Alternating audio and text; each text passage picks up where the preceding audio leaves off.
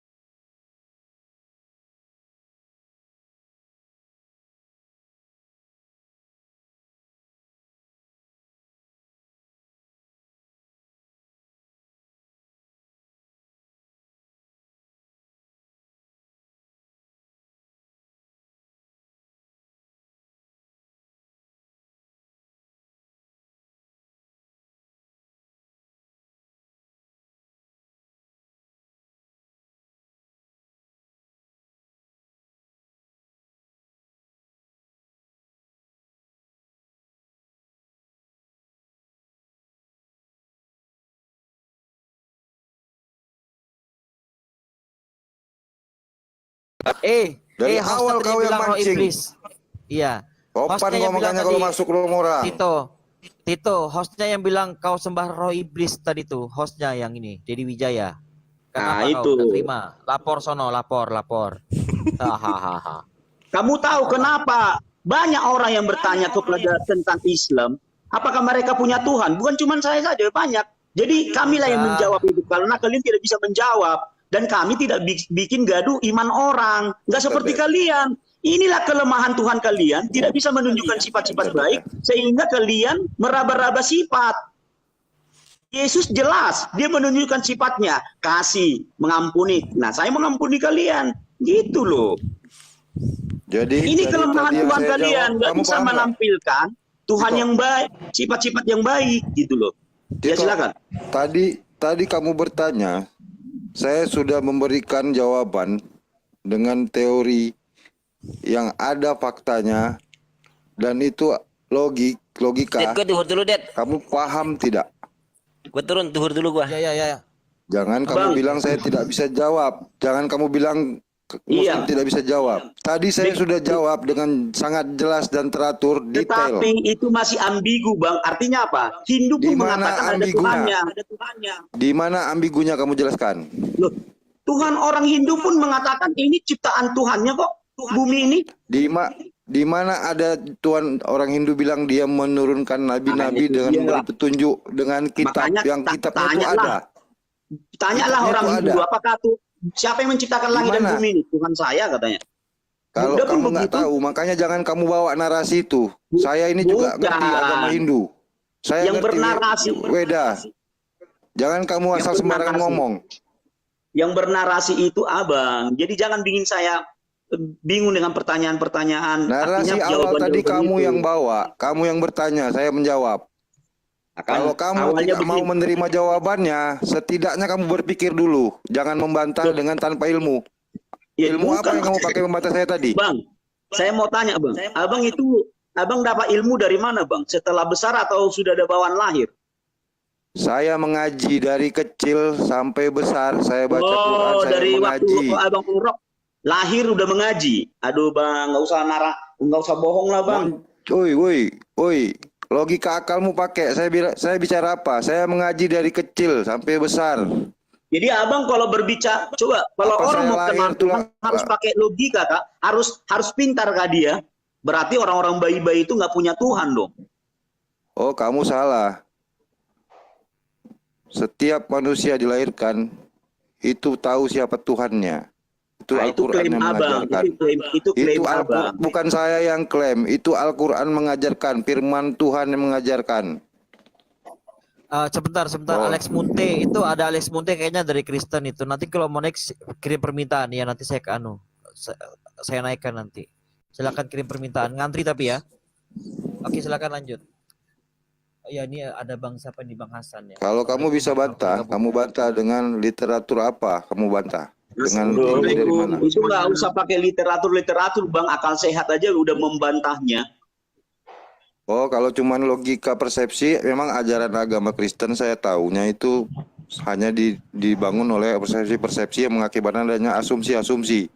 Mengakibatkan semua yang diajarkan itu tidak ada kejelasannya. Semua membuat kebingungan. Akibat yang paling nyata terlihat denom dengan berbagai macam cara dan pemahaman terhadap segala sesuatu ajaran itu berbeda-beda. Itu abang, itu yang tidak saya suka bang. Itu fakta, itu data fakta nyata di dunia. Bisa kamu lihat, bisa kamu saksikan. Aku abang Bisa beri kamu fakta nanti fakta abang itu kamu bantah. Coba Orang kamu abang bantah fakta nanti- itu ada apa enggak? Oh. Bang, bukan Bantah. begitu bang. Abang nggak paham. Itu fakta. Intinya Fakta bukan abang itu. nggak paham.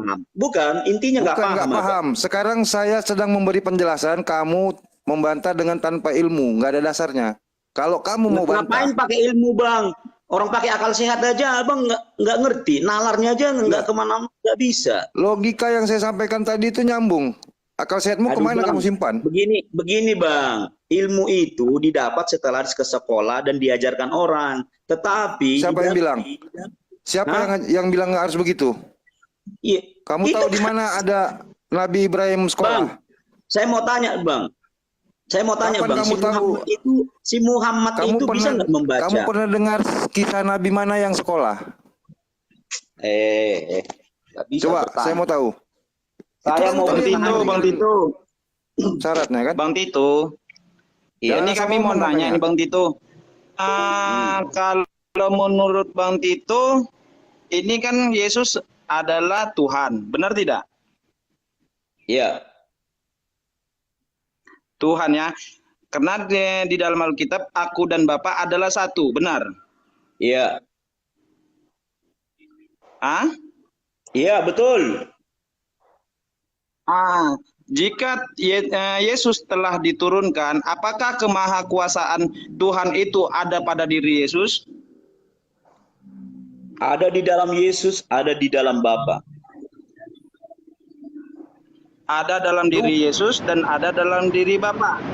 Ya. Berarti itu Tuhannya Ketika dia diinjak-injak, disalib, dikeroyok, dipukuli, apakah itu bentuk kekuasaan?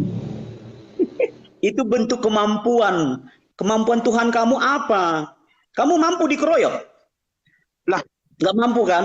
makanya saya tanya ini sekarang sama Anda, apakah itu bentuk kemahakuasaan yang dimiliki Yesus yang diberikan kepada Bapa? Ya, Yang sama betul, seperti itu. Bapa? Iya, dia mampu. Itulah Tuhan. Mampu dia dikeroyok. Nggak apa-apa. Itu bukan kelemahan. Makanya saya tadi bertanya, Tuhan kalian ada nggak sih kemampuannya apa? Gitu loh. Kemampuan Tuhan kalian itu apa? Gitu loh. Ingat Bang Tito. Ini saya pukuli kamu, saya injak-injak kamu. Kamu itu dikategorikan berkuasa atau tidak? Hebat tidak? Berkuasa karena apa? Terakhir Hebat dia tidak kalau kamu? dia Ini bangkit. kamu nih saya injak-injak, saya ludahi, saya salib, saya gantung. Apa yang dibilang orang? Kamu lemah. Ini anak kecil aja cukup memahaminya. Jadi jangan bertanya soal dasar akal, tapi kamu tidak memakai akal. Kamu asumsi. Yang nggak pakai akal itu yang membunuh, bawa pedang membunuh. Goblok kali sih kamu. Sebentar, si Tito ini nggak ada ilmunya dia yang diberikan kepada kita. Coba ada Alex Munte nih. Sebentar, selamat siang Alex Munte, selamat bergabung. Ini dari Kristen atau dari apa bang? Oke, assalamualaikum bang. Oke. Iya, abangnya Islam. Muslim atau Kristen bang? Ya? Kita Muslim, tapi gini aja bang. Kita memang bapak mualaf. Kita semua ingatlah, kepercayaan kita ada berbeda-beda. Jadi bang Tito juga mempercayai Tuhan dia, kita pun mempercayai Allah. Ya udah, salam toleransi aja. Ngapain kita berdebat masalah ini? Oh, udah bang, maaf bang. Kalau abangnya jangan masuk di room saya, Bang. Ya, maaf, saya tendang, Bang. Iya, Ya. kemampuan Tuhan kalian tidak ada ya. Oke, itu kesimpulannya. Nggak, sebentar, Bang Alex Munti tadi kesimpulanmu Muslim kan, boleh, maaf saya nggak tendang apa-apa. ya. Kalau abangnya tidak suka, tidak setuju dengan perdebatan ini, jangan masuk room saya. Masuk ke room lain yang Ya isinya silakan, kajian, saya oke? juga suka kok orang kaum yang ngundang. Orang kemampuan Tuhan kalian tidak ada, bisanya cuma Tito. turunin Al-Quran. Tito, iblis jahanam, diam dulu. Aku lagi ngomong sama itu, diam kau. Udah, kamu mau diskusi atau apa? Sekarang begini, kalian kan mengapresiasi Tuhan itu bukan Tuhan karena dia dipukulin, itu kemampuan Tuhan. Ya, apa sih? Kamu ini nggak jelas loh. Lanjut Dari Bang tadi Hasan, itu lanjut, aja Bang Hasan. dibahas. Tito, saya tanya sama kamu nih. Kamu diinjak-injak, dipukuli, diludahi, digantung. Apakah kamu di situ dikategorikan sama misalnya jika orang melihatmu itu kamu hebat atau lemah? Itu aja Kalau pertanyaan. kalau saya jawab ya. Nah, kalau saya sebagai manusia tidak mampu, makanya itu kemampuan Tuhan begitu. Nah, Tapi tadi kamu bilang, ini dalam kitab kamu nih ya, aku dan Bapa adalah satu. Dan saya tanya, apakah kemahakuasaan yang ada dalam Bapa, apakah terdapat juga di dalam Yesus? Ada, karena di situ termaktub dalam kitab kamu, aku dan Bapa adalah satu. Berarti satu di sini, satu wujud, yaitu wujud kekuasaan juga ada yang dimilikinya. Kenapa di sini dia menunjukkan kelemahannya? Itu aja pertanyaan saya. Kamu diinjak-injak, diludahi. Apa kata orang? Lemah kali. Anak kecil pun baru lahir. Ini umur 1 tahun. Tahu dia ketawa-ketawa nengoknya. Halo. Gini Bang, gini. Ini abang siapa sih namanya ini yang bertanya? Abang siapa yang bertanya? Abang Hasan. Begini loh. Kan kalau kamu menganalogikan ke saya sebagai manusia nggak mampu. Tetapi Tuhan Yesus itu mampu dipijak-pijak. Itu yang dipijak mereka itu daging, bukan roh. Kenapa saya katakan Kenapa saya katakan dia mampu? Akibatnya dia itu bangkit dari kematian, itu kemampuan Tuhan. Disalib itu kemampuan Tuhan. Mampu kamu disalib? Kan nggak mampu. Saya nggak mampu. Oke, saya tanya dulu. Saya tanya lagi samamu. Kamu Jadi, paham Bang, tidak izin. definisi Trinitas? Biar nggak terlalu Oke, panjang. sebentar. Ini sebentar dulu. Selamat siang, Bang Zian. Selamat bergabung. Assalamualaikum. Muslim atau Kristen, Bang? Saya Kristen, Bang. Oke. Apa yang ingin disampaikan, Bang? Tito, diam dulu, Tito. Gantian. Iya. Pertanyaan Oke, apa? saya, biar nggak terlalu jauh. Kalian percaya nggak Yesus disalib? Aduh, ke pertanyaan lagi. Kenapa emang ya? Iya, itu aja jawab. Kalian percaya? Itu pertanyaan klasik itu. Saya nggak disalib. Wa ma qataluhu wa ma salabuhu wa la subyalahu. Jadi tidak disalib. Jawab aja jelas. Dibunuh. Jangan ambigu ya. Itu jelas. Iya, tidak. Jawab jelas. Itu dari Al-Qur'an langsung jelas, tidak dibunuh dan tidak disalib. Ya udah, kenapa kalian bahas Yesus disalib? Siapa yang bahas Yesus disalib? Tadi katanya diinjak-injak Kamu dengerin disalib. nggak dari tadi? Jadi kalian termakan Kamu omongan dengerin kalian. dialognya belum? Udah. Nggak jelas kuturunin, yang nggak jelas kuturunin. Pembahasannya apa pula dia tuh. Ganggu aja. Kuturunin pokoknya hostnya kejam kan. Makanya Nggak ada ilmunya lu naik, bodoh. Jadi biar saya jelaskan dulu Bang ya kehadiran Yesus ke dunia ini Bang. Halo Bang. Iya, lanjut Bang. Saya jelaskan dulu. Tujuan Yesus datang ke dunia ini, dia mau menunjukkan sifat-sifat Tuhan dan mau keperkasaan. menunjukkan sifat-sifat Tuhan dan keperkasaan. Apakah dalam kejadian itu menunjukkan sifat ketuhanan? Kamu ini termakan pernyataan kamu dirimu sendiri. Anak TK pun bingung menjawabnya apa menilai kamu. Anak TK kamu Bang, bertanya otaknya masih cetek Bang. Anak TK otaknya masih cetek.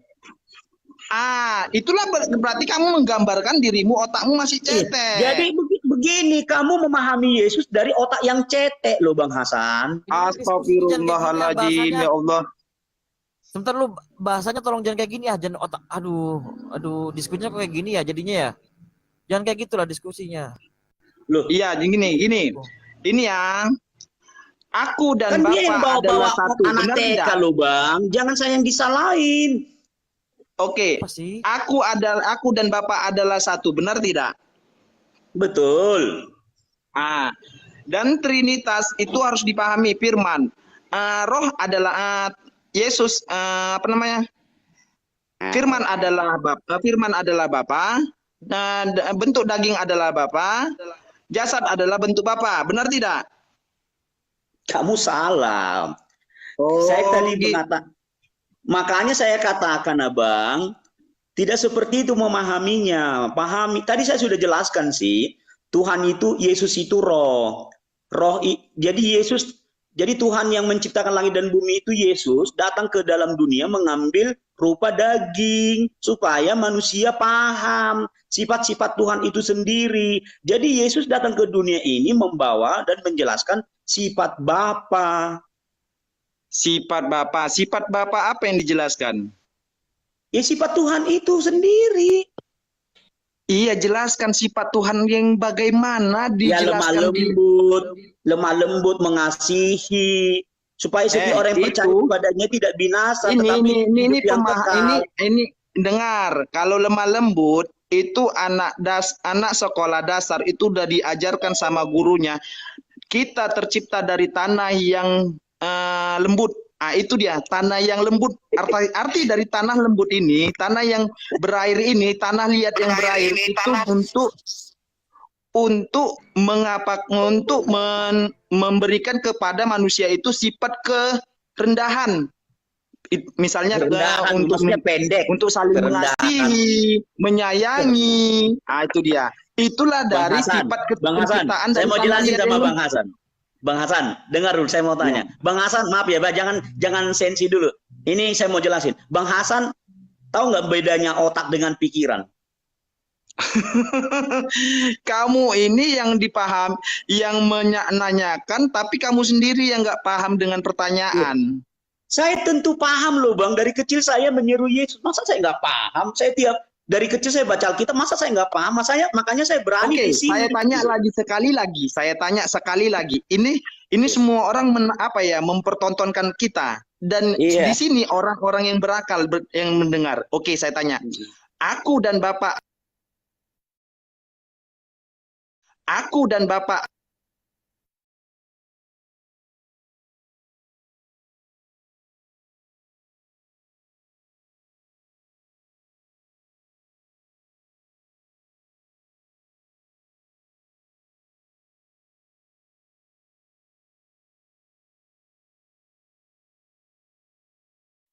Sebentar ya, sabar. Sebentar ya, sabar. Sebentar ya, sabar. Sabar.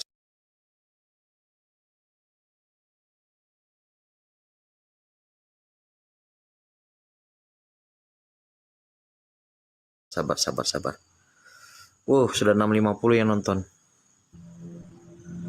Masuk ke room kajian. Banyak di sana room kajian sono. Ayo naik. Duh, mana sih?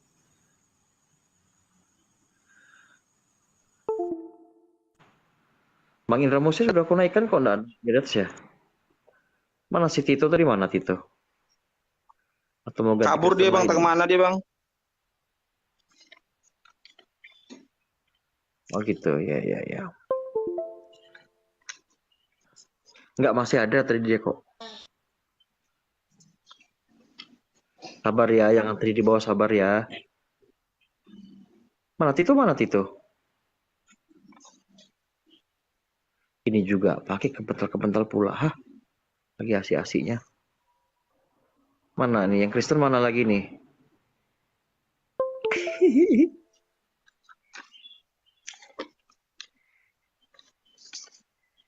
Iya. Pada kemana nih? Oh, Zian kan Kristen tadi, Zian ya. Tapi jangan ngawur ya, Zian. Saya naikkan lagi tuh. Fokus aja ke tadi, Zian. Gak usah kemana-mana. Fokus ke yang tadi. Kalau aku campakkan kau.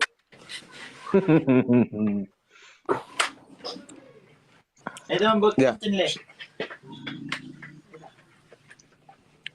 Udah. Saya nanya nih. Iya. Oh iya, pertanyaannya pertama, menurut kalian Yesus sama nggak dengan Nabi Isa? Sama. Tokoh yang sama, cerita yang berbeda. Kenapa? Sama. Saya jawab tuh, hostnya jawab. Nggak, Sama pribadinya sama dengan nggak? ajaran yang berbeda. Pribadinya sama. Sama. Ceritanya Sama berbeda. dengan ajaran yang berbeda, yang apanya? Ajaran pemahaman yang berbeda. Oke, jadi Yesus disalib apa enggak? Elah, itu lagi ah. Lah, nggak berani kan? Yesus Nggak tidak berani disalib, kan? bro. Nggak berani kalian, Tidak kalian nggak disalib. berani. Tidak disalib, Nggak Yesus berani. tidak disalib. Tidak disalib. Oh, Yesus disalib. Tidak disalib, tidak. Yesus disalib apa enggak? Pertanyaan Tidak. klasik gitu loh. Tidak disalib. Ya, Yesus Yesus, Dijawab dulu. Isa, Yesus Yesua, ya Iso tidak disalib. tidak disalib. Tidak. Tidak. disalib. Terus tadi kenapa pembahasan kalian Yesus disalib? Karena Gimana? Saya baru masuk ini. Lah, makanya jangan standar ganda. Bukan ada ada fitur ganda, di memang Yesus tidak disalib, tidak disalib. Wa ma qataluhu wa ma salabuhu walakin subbihalahu. Bukan standar ganda, tapi mereka kan yang menuhankan yang disalibkan itu. Iya, itu kan Tito Ini ada maksud tadi. alif huru nih. Ya, selamat siang. Gimana Pak? Bahas apa nih Pak? Ya, tadi apa dibahas? Ini masalah tadi, masalah Yesus. Yesus satu dengan Bapa, ya kan? Betul. Kemudian coba lihat, kalau satu dengan Bapa, pada saat Yesus disalib, Bapa juga ada di situ. Pertanyaannya itu, ketika Yesus disalib, Bapak di mana gitu? Ya, Karena dalam Alkitab dijelaskan aku dan Bapa adalah satu. ya. Betul. Betul.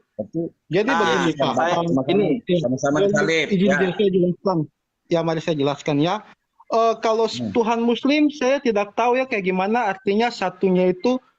Misalkan Allah di arsy turun ke bumi arsy kosong. Tapi Tuhan Kristen maha hadir. Nah, jadi ketika Yesus Mana arti turun ke bumi, arti turun ke bumi maksudnya bagaimana itu? Begini Pak, kalau kita bahas, bentar, kasih saya ngomong dulu, nanti baru Bapak sanggah ya, nggak usah potong-potong.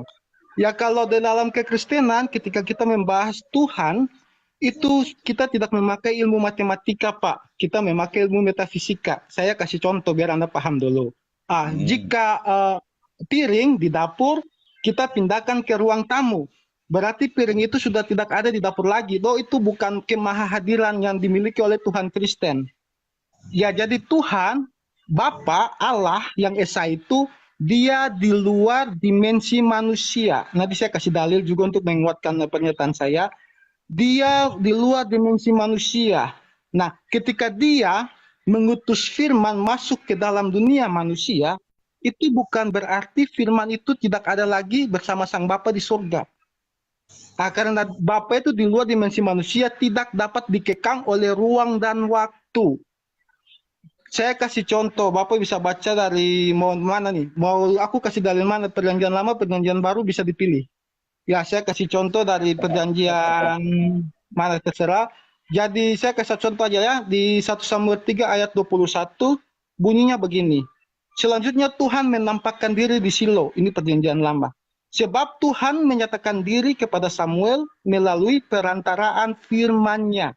Jadi Tuhan yang tidak terlihat, yang tidak dapat dikekang oleh ruang dan waktu, ketika dia mau menyatakan dirinya ke dalam dimensi yang terbatas ini, dia menggunakan sang firman atau daya ciptanya, atau kemahakuasaannya. Itu dalam iman kekristenan.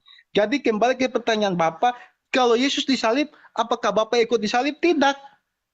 Bapak kan Bapa atau Tuhan itu kan sudah saya jelaskan di luar dimensi ruang dan waktu. Dia menggunakan daya ciptanya sang firman masuk ke dalam dunia yang terbatas ini, bukan berarti lalu Bapa tidak ada di mana-mana lagi, sang firman tidak ada di mana-mana lagi.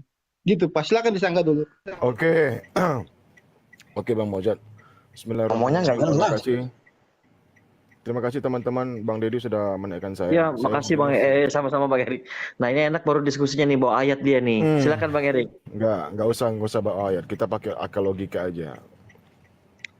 Nah, jadi kita harus mengetahui sifat kemahaan ya dari Allah itu sendiri. Di antaranya itu adalah Allah itu memiliki namanya sifat maha besar atau Allahu Akbar. Allahu Akbar ini dalam arti kata Allah ini lebih besar dari segalanya, dari segala apa yang diciptakannya. Ya, terkait dengan ruang dan waktu. Allah tidak memilih, Allah tidak Allah ini tidak berpedoman dengan ruang dan waktu. Allah tidak berada di bawah sinar matahari. Allah tidak berada di kegelapan. Allah itu berdiri, Allah itu ada di tempatnya sendiri. Gitu. Jadi kalau seandainya Allah itu lebih kecil dari ciptaannya, berarti Allah tidak maha besar. Allah itu tidak disebut dengan Allahu Akbar. Kalau dikatakan maha ini kita tidak bisa menilainya bagaimana ukurannya Allah, Bang Mozart. Ya. Jadi Allah ini tidak terbelenggu dengan ruang dan waktu. Allah tidak berada di tempat yang sudah diciptakannya, tidak. Saya bilang sekali lagi, saya katakan Allah tidak butuh matahari. Allah tidak butuh malam, Allah tidak butuh siang. Allah tidak butuh makan dan segalanya. Allah itu berada di luar dari dimensi-dimensi kita ini. Kalau Anda mengatakan tadi, maaf ya, kalau Yesus itu yang kalian anggap itu adalah Tuhan itu sendiri, atau Bapa atau Allah itu sendiri, atau yang menciptakan alam semesta itu sendiri. Nah, terbukti bahwasannya dia itu sudah berada di ruang dan waktu. Berada di dalam bumi, ada di atas bumi. Sudah pernah melakukan itu, tapi itu faktanya gitu. Tadi Anda mengatakan tidak berada dalam dimensi ruang dan waktu, tapi buktinya kan sudah pernah. Iya, sudah masuk dalam ruang dan waktu di situ. Nah itu. Kalau Allah tidak, Bang. Tidak. Allah tidak butuh matahari, Bang. Allah tidak butuh namanya malam, siang, tidak butuh. Allah tidak butuh hujan. Allah berada di atas segala ciptaannya. Makanya Allah itu tidak berada di surga, tidak berada di manapun. Kalau seandainya Allah berada di satu tempat, maka tempat itu lebih besar daripada Allah. Maka lunturlah ke maha besaran Allah. Gugur ke maha besaran Allah, Bang. Kemaha besaran Tuhan itu gugur, Bang. Allah itu lebih besar dari segalanya. Makanya dia nggak akan mungkin menghancurkan hamba-hambanya, umat-umatnya, ciptaannya dengan dia turun ke bumi. Tidak, Bang. Tidak seperti itu, Bang. Makanya dia mengutus para nabi untuk mengajarkan segala aturan-aturan serta perintah-perintahnya, Bang. Itu Allah, Bang. Jadi kalau Anda mengatakan Tuhan itu bisa turun ke bumi, Bang, berada di dalam lingkup ruang dan waktu, itu mustahil, Bang. Allah bisa melakukan itu. Karena gugur ke maha besarannya, Bang. Maha besar. Abang tahu arti maha, Bang? Tidak terukur, Bang, dengan otak kita, Bang Mozart. Tidak terukur. Bukan, Tuhan itu maha mendengar. Dalam hati kita aja Tuhan bisa mendengar apa yang kita katakan, Bang, dalam hati. Ya, itu, Bang. Apa yang kita kerjakan ini. Allah aja, Tuhanku aja, Bang, tahu dia aku menyetir, Bang. Ini sekarang berada di gigi berapa nih personelingku, dia tahu, Bang. Nggak perlu dia turun ke bumi, Bang. Nah, itu. Aku di kecepatan berapa, Allah itu tahu, Bang. Ya, Allah saya tahu sudah aku tangkap. berada di kecepatan berapa. Itu silakan. Ya, jadi saya izin tanggapi ya, teman-teman. Ya, silakan. Begini, Pak, saya diberikan. Ya, terima kasih waktunya. Jadi memang orang Muslim itu mereka salah menafsir keimanan orang Kristen karena begini, mereka salah dari berangkat.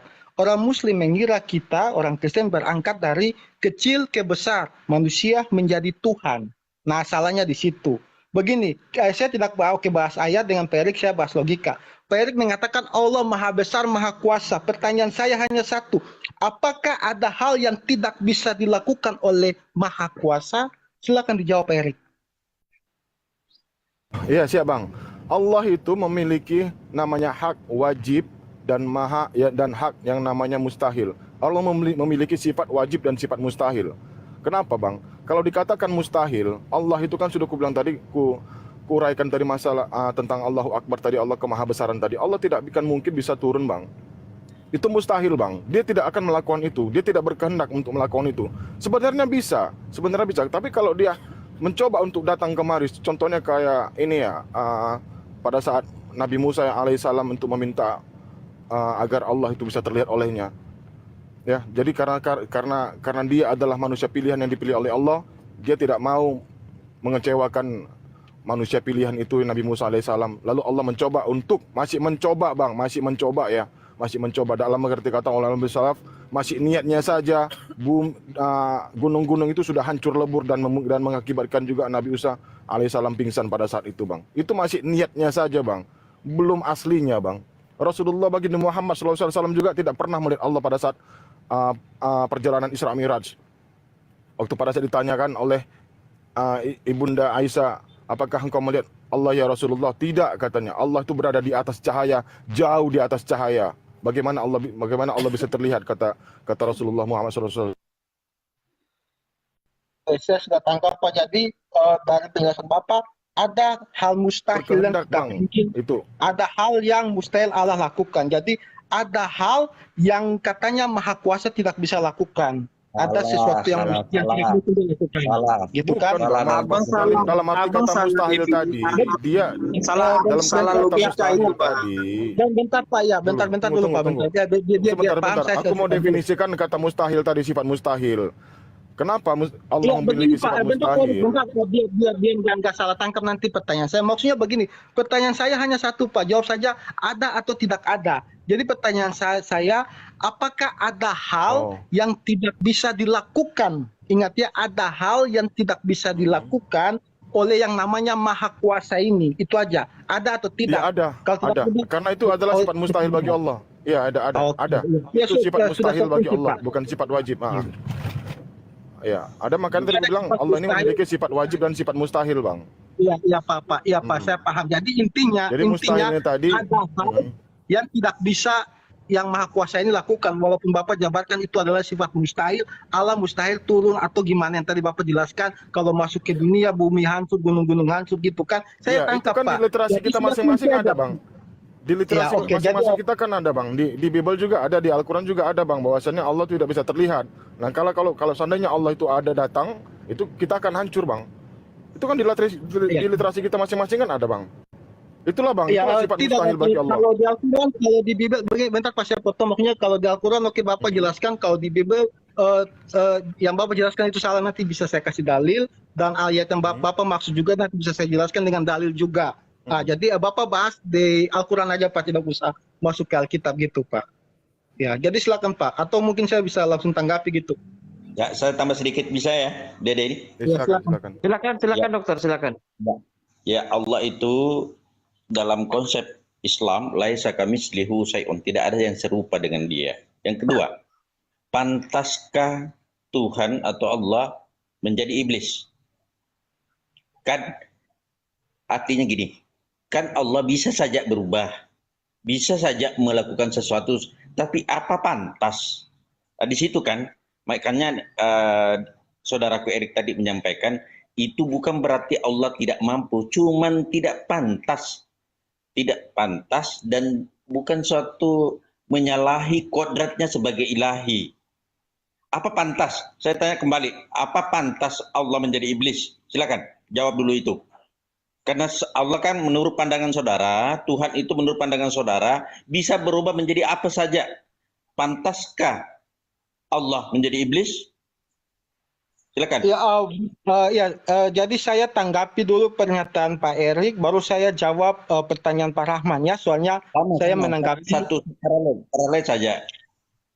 Iya, maksudnya tadi kan saya kan bertanya ke Pak Erik, Pak. Lalu Pak Erik menjawab kan belum saya sanggah gitu. Lalu Bapak juga tambahkan dengan pertanyaan gitu. Jadi maksudnya saya minta waktu untuk saya menanggapi Pak Erik sekalian menanggapi pertanyaan Bapak, menjawab pertanyaan Bapak gitu kan. Pertanyaan Bapak sudah saya kunci, apakah Allah bisa berubah menjadi iblis gitu kan. Oke, saya jawab ya, di dalam keimanan kekristenan tidak ada pagar yang bisa memagari kemahakuasaan.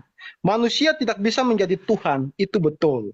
Dan saya sepakat dengan seperti yang Pak Erik katakan, Allah itu tidak terlihat, dia di luar dimensi manusia. Saya sepakat, Alkitab pun mencatat hal demikian.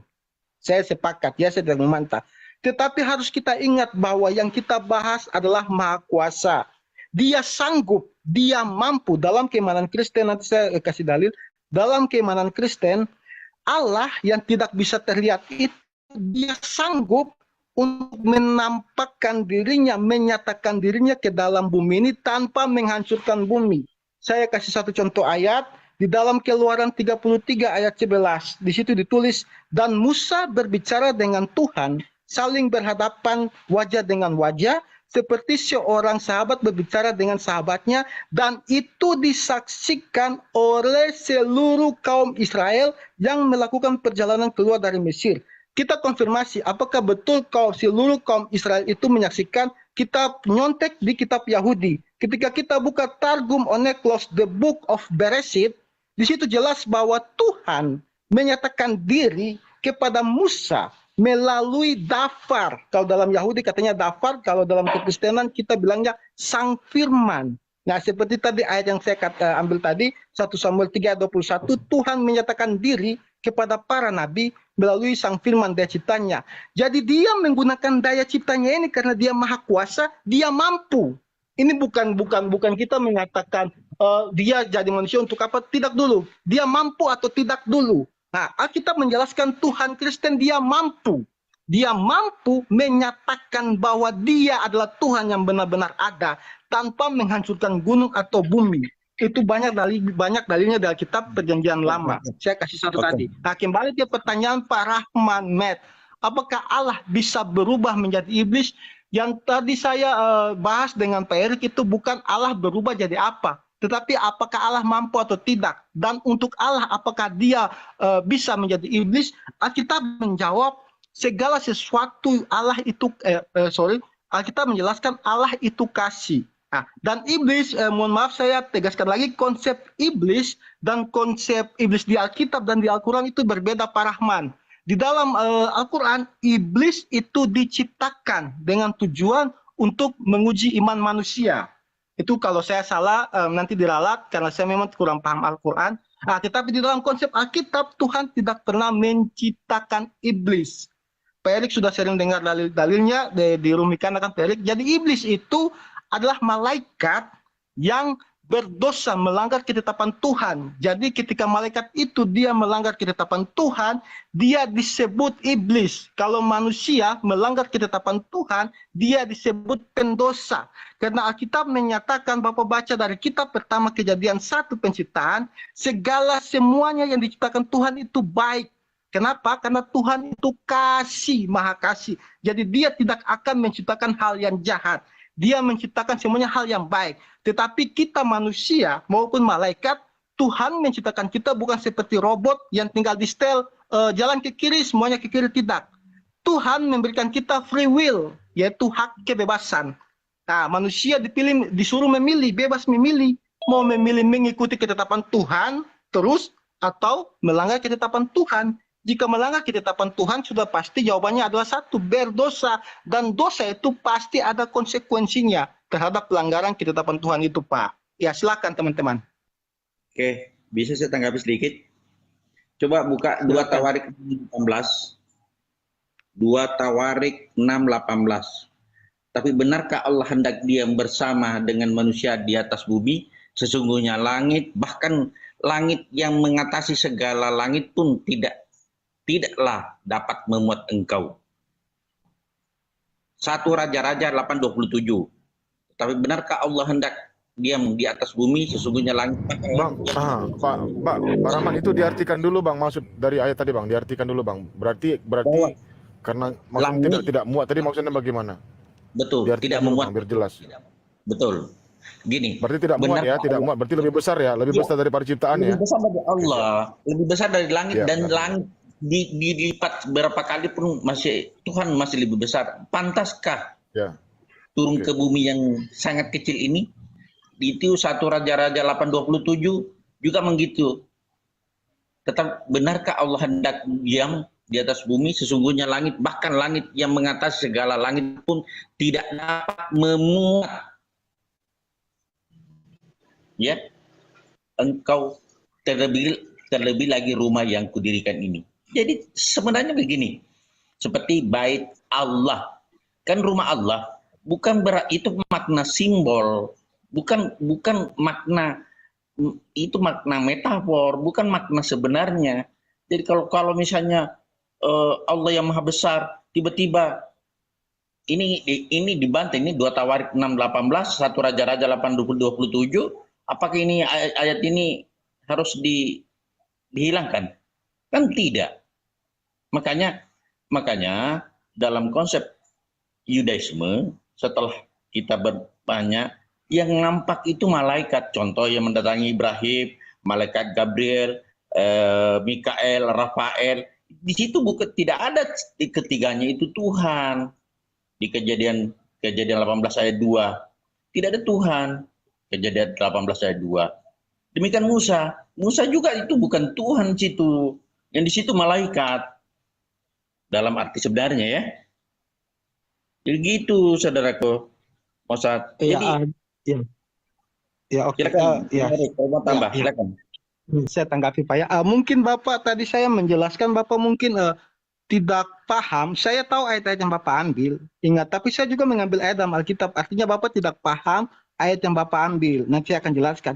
Tadi saya jelaskan dengan jelas bahwa yang menampakkan diri di dalam dunia itu bukan seluruh kemuliaannya Tuhan, bukan Tuhan seluruhnya dengan dirinya yang menampakkan diri. Tadi saya sudah kasih ayat 1 Samuel 3:21. Tuhan menyatakan diri melalui perantaraan firman-Nya. Jadi dia menggunakan daya ciptanya, karena sang firman kalau dalam kekristenan Pak, bukan hanya sebatas kata-kata Tuhan. Firman, logos, itu adalah daya cipta Tuhan. Kemahakuasanya Tuhan itu dinamakan firman. Nah, Bapak tadi singgung Yahudi, sudah saya kasih juga langsung dalilnya. Kita buka di Targum Oneklos, The Book of Bereshit. Itu menjelaskan tentang kitab Taurat dari Bereshit Kejadian. Di situ Allah menampakkan diri kepada Adam. Itu tapi di situ bukan dengan keilahiannya Allah yang keseluruhannya itu, tetapi dengan dafar atau firman yang saya katakan tadi. Memang betul saya sepakat Tuhan itu di luar dimensi, sudah saya katakan. Dia kalau masuk ke dalam dimensi manusia, di bumi ini, bumi akan hancur. Saya sepakat Pak. Tetapi dia bukan karena dia tidak bisa sama sekali, tidak. Tuhan kami dia sanggup. Jadi dia tidak dengan seluruh lalu dia masukkan dimensi manusia, dia menggunakan daya ciptanya, dia mengutus. Nah, aku kasih satu ayat lagi. Mazmur 147 ayat 15. Bunyinya begini Pak, ketika Tuhan memberikan perintah ke dalam bumi, dengan segera firman-Nya berlari. Yesaya 55 ayat 11, Tuhan berkata, firman-Ku yang keluar dari diriku, dia tidak akan melakukan segala sesuatu dengan sia-sia, tetapi dia akan melaksanakan segala yang Ku kehendaki dan akan kembali kepadaku dengan berhasil. Nah, jadi ayat yang Bapak ambil ini memang betul, saya katakan memang betul. Tetapi tadi saya jelaskan, saya tekankan Tuhan menyatakan diri dengan perantaraan firman-Nya. Firman itu yang berteofani dengan ketika bertemu dengan Abraham, dia berteofani menjadi 3 orang manusia. Ketika dia bertemu dengan Musa, dia berteofani menjadi manusia, menjadi tiang awan di siang hari, dapat menjadi. Artinya itu bentuk-bentuk teofani, bentuk-bentuk perwujudan Tuhan di mana dia kehendaki. Ketika dia pertama kali mengutus Musa, dia berteofani, dia menyerupai semak belukar yang terbakar, menyala-nyala tetapi tidak terbakar. Itu dicatat juga dalam Targum Yahudi, Pak. Jika kita buka dalam Sefaria, Pak, Sefaria, itu jelas dalam Yahudi Tuhan yang menampakkan diri. Tidak ada kata malaikat atau apapun itu. Tuhan menampakkan diri. Itu juga sudah pernah saya bahas di room siapa ya? Tetapi saya di framing habis-habisan lalu di kick di room muslim juga. Kyrios apa siapa tuh? More apa siapa tuh? Jadi jelas bahwa Tuhan dia sanggup Pak. Tuhan kami dia sanggup. Bukan berarti dia harus dengan segala dirinya dia masuk ke bumi. Tidak. Dia menggunakan daya ciptanya. Bukankah dia maha kuasa? Nah itu dalam, jadi ayat saya sudah jelas tadi ya, kita baca Keluaran 33:11. Nah saya akan korelasikan juga pertanyaan Bapak ini biar Bapak juga paham. Jadi begini Pak. Di dalam kitab Yohanes 6 ayat 46, Yesus berkata dengan jelas, tidak ada seorang pun yang pernah melihat Bapa, mendengar suaranya pun tidak. Tetapi anak tunggal Allah yang berada di pangkuan Bapa lah yang menyatakannya. Nah, Muslim tidak paham ayat ini. Nah, jadi saya jelaskan sedikit, minta waktu. karena ini membahas tentang Tuhan ya, bukan harga cili di pasar. Di situ Tuhan jelas mengatakan bahwa Yesus jelas mengatakan bahwa tidak ada seorang pun yang pernah melihat Tuhan. Jelas. Tetapi Keluaran 33 11 tadi itu juga sangat jelas. Musa berbicara langsung dengan Tuhan, saling berhadapan muka, seperti seorang teman berbicara dengan temannya. Nah, kalau dalam pemahaman Muslim pasti mengatakan, oh kitab ini kontradiksi. Yesus berbohong atau Musa berbohong. Gitu kan? Karena Yesus mengatakan tidak ada orang pernah melihat Allah, Tuhan. Tetapi Musa berkata dia berbicara dengan Tuhan saling berhadapan muka. Jawabannya tadi sudah saya kasih Pak sebenarnya kalau Bapak tangkap. 1 Samuel 3:21, Tuhan bertemu dengan para nabi itu melalui perantaraan firman-Nya. Dan itu bukan dibilang utusan atau apa. Itu dikatakan Tuhan sendiri. Jadi makanya di dalam kejadian, kita baca buka kitab Kejadian, ketika penciptaan Tuhan, Tuhan sendiri yang penciptaan manusia, Tuhan sendiri yang turun ke bumi, itu membentuk Adam dengan tangannya. Kita lihat kejadian Musa di atas Gunung Sinai, Alkitab mencatat Tuhan sendiri yang menulis 10 hukum Taurat, dia 2 loh batut menggunakan jari-jari Tuhan itu sendiri. Assalamualaikum, gantian Bang. Oke. Ya, Pak, dikit lagi. Ya Pak, dikit lagi. Bang. Jadi jelas. Dikit lagi, oke, siap. Ya, 20 detik lagi. Jadi jelas. Oke, Bang Tristan aja deh. Dikit lagi. Jadi jelas bahwa dari dulu yang menampakkan diri kepada para nabi itu adalah Yesus itu, tetapi mereka belum mengenal namanya Yesus. Keluaran 6 ayat 2, dia berkata kepada Musa, aku telah menyatakan diriku sebagai Allah yang Maha Kuasa kepada Abraham, Ishak dan Yakub. Tetapi sebagai namaku Tuhan, aku belum menyatakannya. Yesus berkata dengan jelas, sebelum Abraham jadi aku telah ada. Yesus berkata dengan jelas, jika kamu percaya kepada Musa, tentu juga kamu percaya kepadaku. Karena semua yang Musa tulis adalah menulis tentang aku. Jadi ketika Musa bertemu dengan Tuhan, ya mungkin terlalu panjang, minta maaf, silakan Pak. Terlalu panjang Bang, ya takutnya saya lupa Bang. Ini Bang, tolong Bang, Abang bacakan di Keluaran 33 ayat 20 Bang. Di situ dikatakan Tuhan berkata kepada Musa, kamu tidak dapat melihat wajahku, karena tidak seorang pun akan melihat aku. Gitu. Karena tidak seorang pun akan melihat aku. Ini permintaan Musa loh Bang, kepada Tuhannya Bang. Apa jawabnya Bang? Coba dicek di Keluaran 33:20. Terus tadi Anda mengatakan aku duluan ada sebelum Abraham ada. Itu Salomo Bang gimana Bang?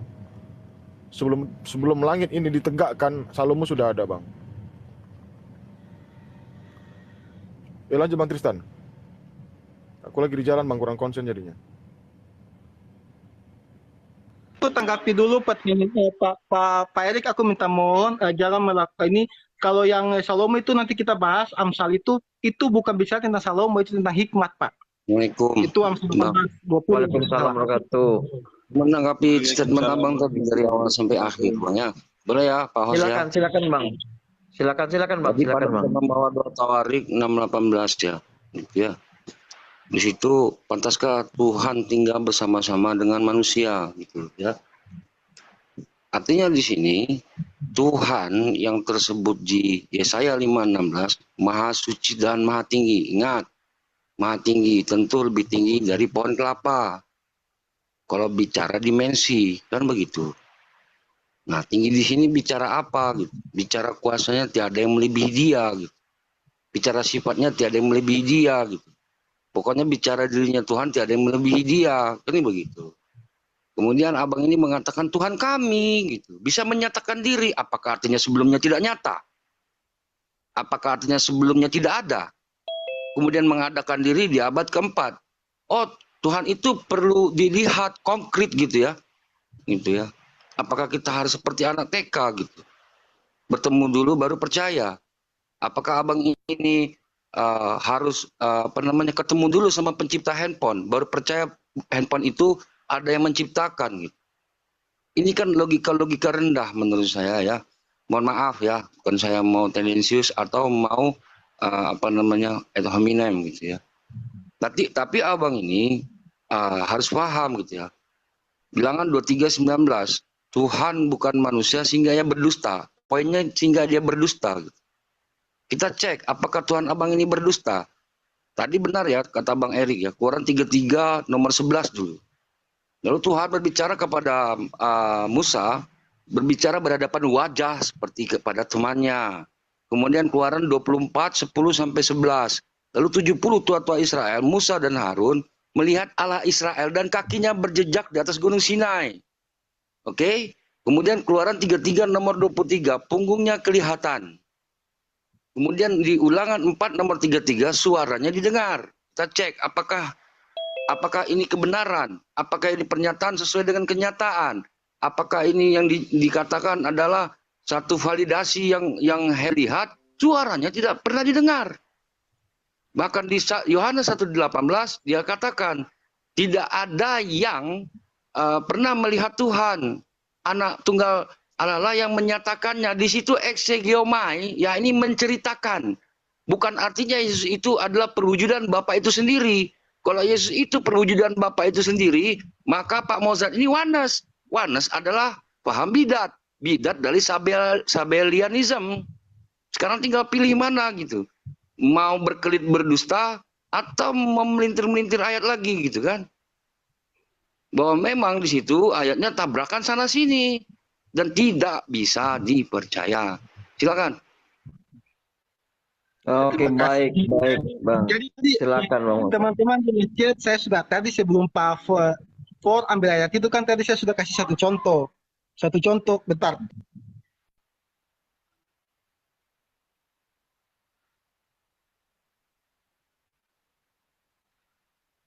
Ke-mute, buka aplikasi lain jangan beliau ya. Enggak, istri telepon, sorry, istri telepon lagi dipasang. Jadi begini Pak, tadi saya juga sudah jelaskan, kalau dalam Muslim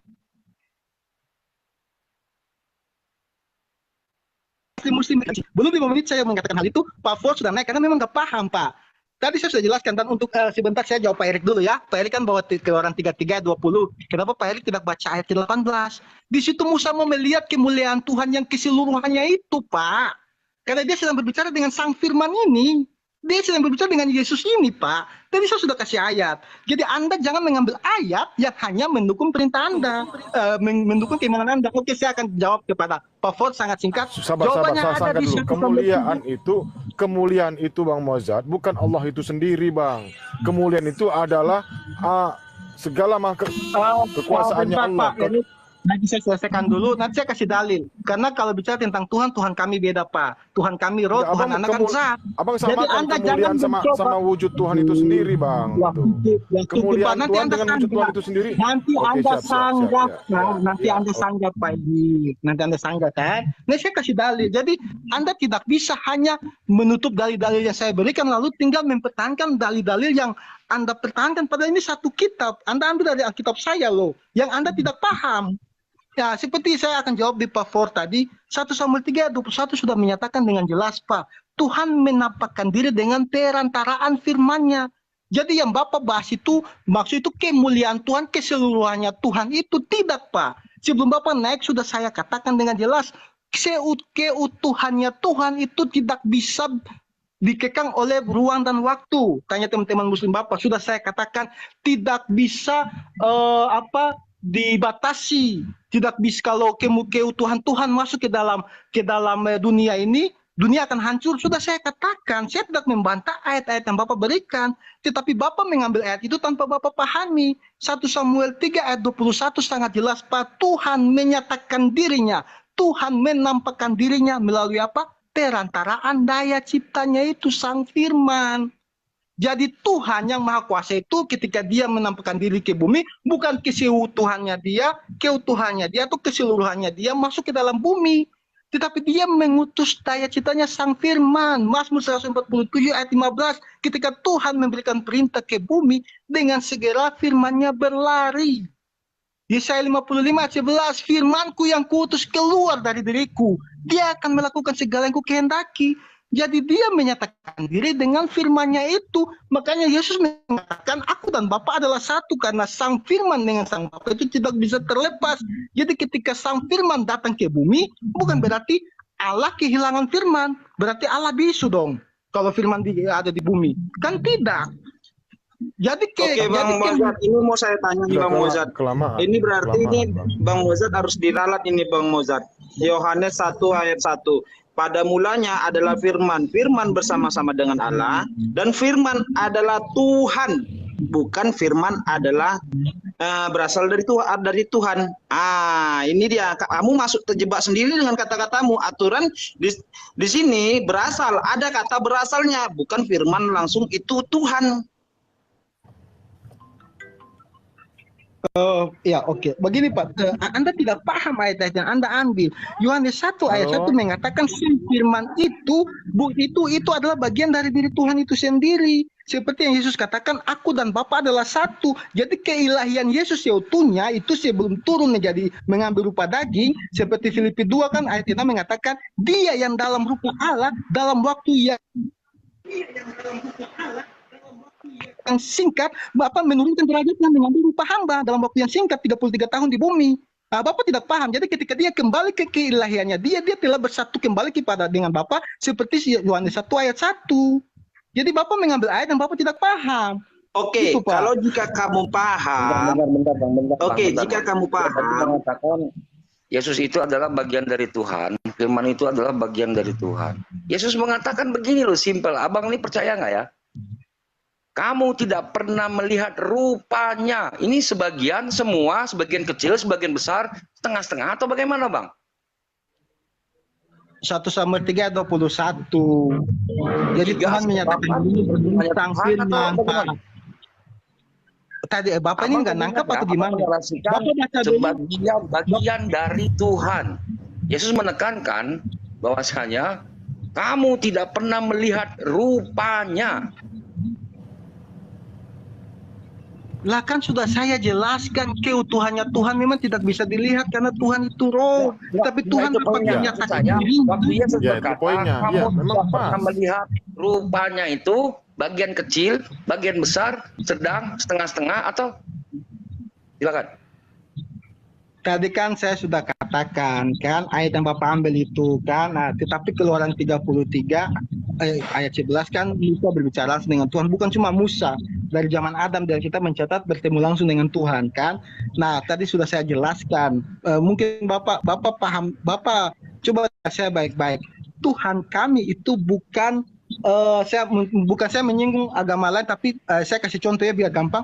Tuhan kami itu bukan kayak batu, jadi satu batu ya batu itu tuh. Tuhan yang kami sembah adalah Tuhan Trinitas. Begini Pak, Tuhan yang Maha Esa, yang adalah roh karena dia sumber kehidupan dan dia memiliki daya cipta atau sang firman, itulah Trinitas. Jadi ketika kita membaca Tuhan Bapa itu keutuhannya itu Bapa, itu keutuhannya roh dan sang firman itu keutuhannya Bapa. Membelah diri ya Pak?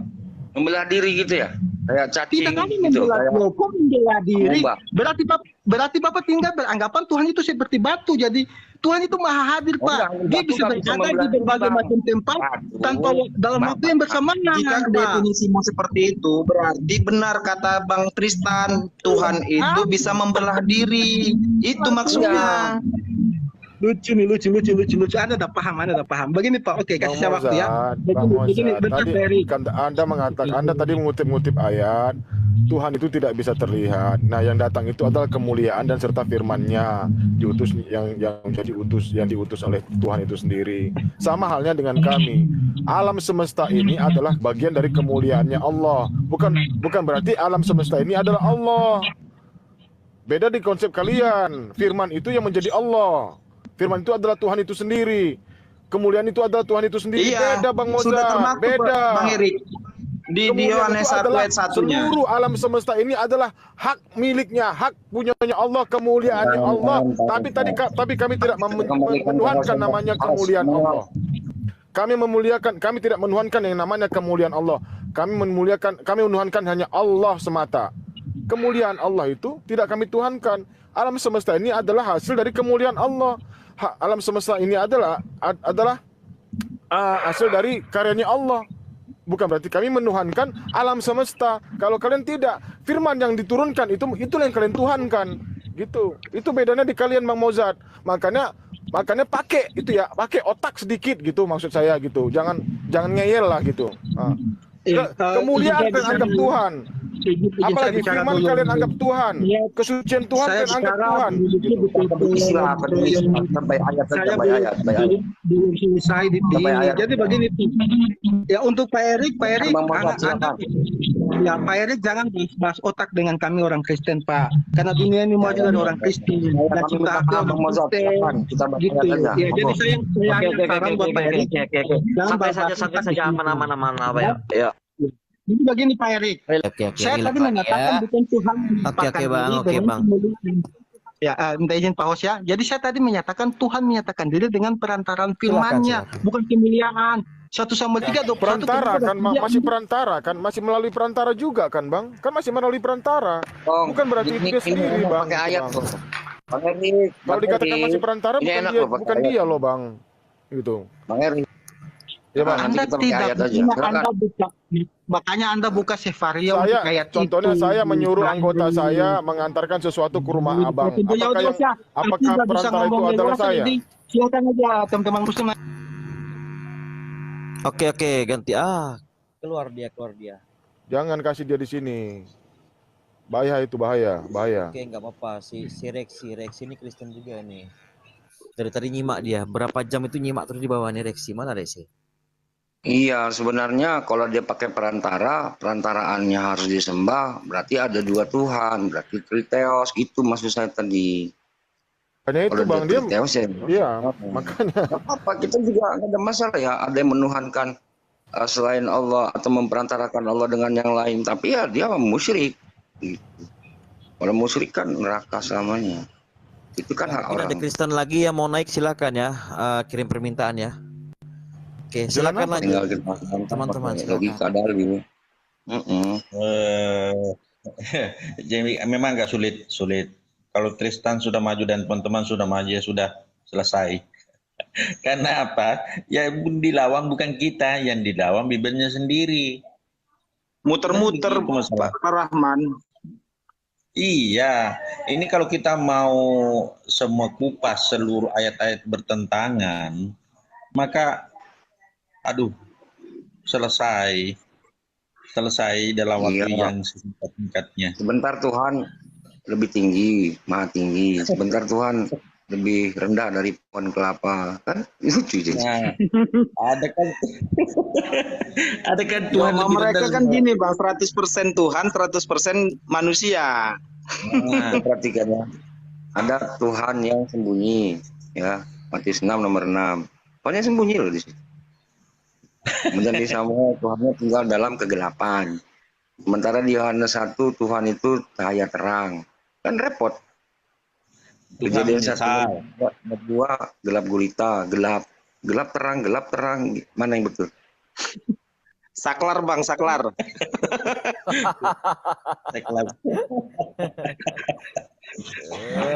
Sulit sebenarnya. Jadi logika tidak jalan, sehingga apa? Pembenaran bukan kebenaran, pembenaran dari. Jadi mengambil dalil satu, mengabaikan satu. Ambil satu contoh yang sangat di Korintus 8 ayat 6 mengatakan begini. Namun bagi kita hanya ada satu Allah saja, yaitu Bapa, dan hanya satu Tuhan, yaitu Yesus. Nah, ini kan bertentangan dengan Yohanes 1 ayat 1. Pada mulanya ada firman bersama-sama dengan Allah. Firman itu adalah Allah. Berarti Yesus di situ adalah Allah.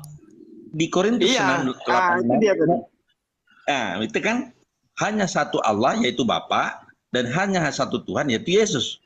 Berarti di Yohanes 1 ayat 1 Yesus adalah Tuhan, bukan Allah. Kan? Jadi tabrakan kiri kanan. Makanya dia tadi terpelintir dia Pak Rahman, terpelintir. Di situ kan kita membawa dalil mereka itu sendiri, tapi mereka di situ malah kejebak gitu loh. Betul. Iya, kejebak dia sama ucapan yang tadi. Karena semua kejebak Tuhan gitu. Kemuliaan itu adalah Tuhan juga. Kan susah kita jadinya. Sebentar itu Bang Tristan itu kayaknya akunnya ada yang laporin itu, ada keterangannya di sini.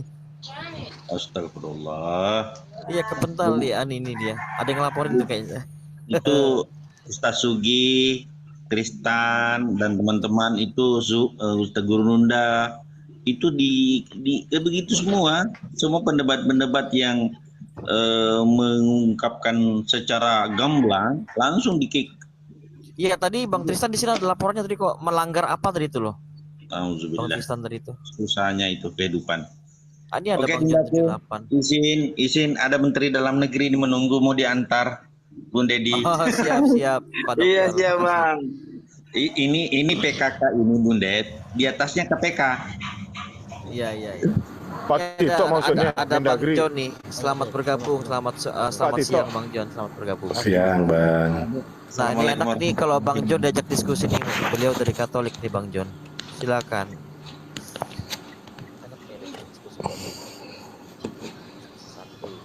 Diskusinya ngenteng-ngenteng aja, Bang.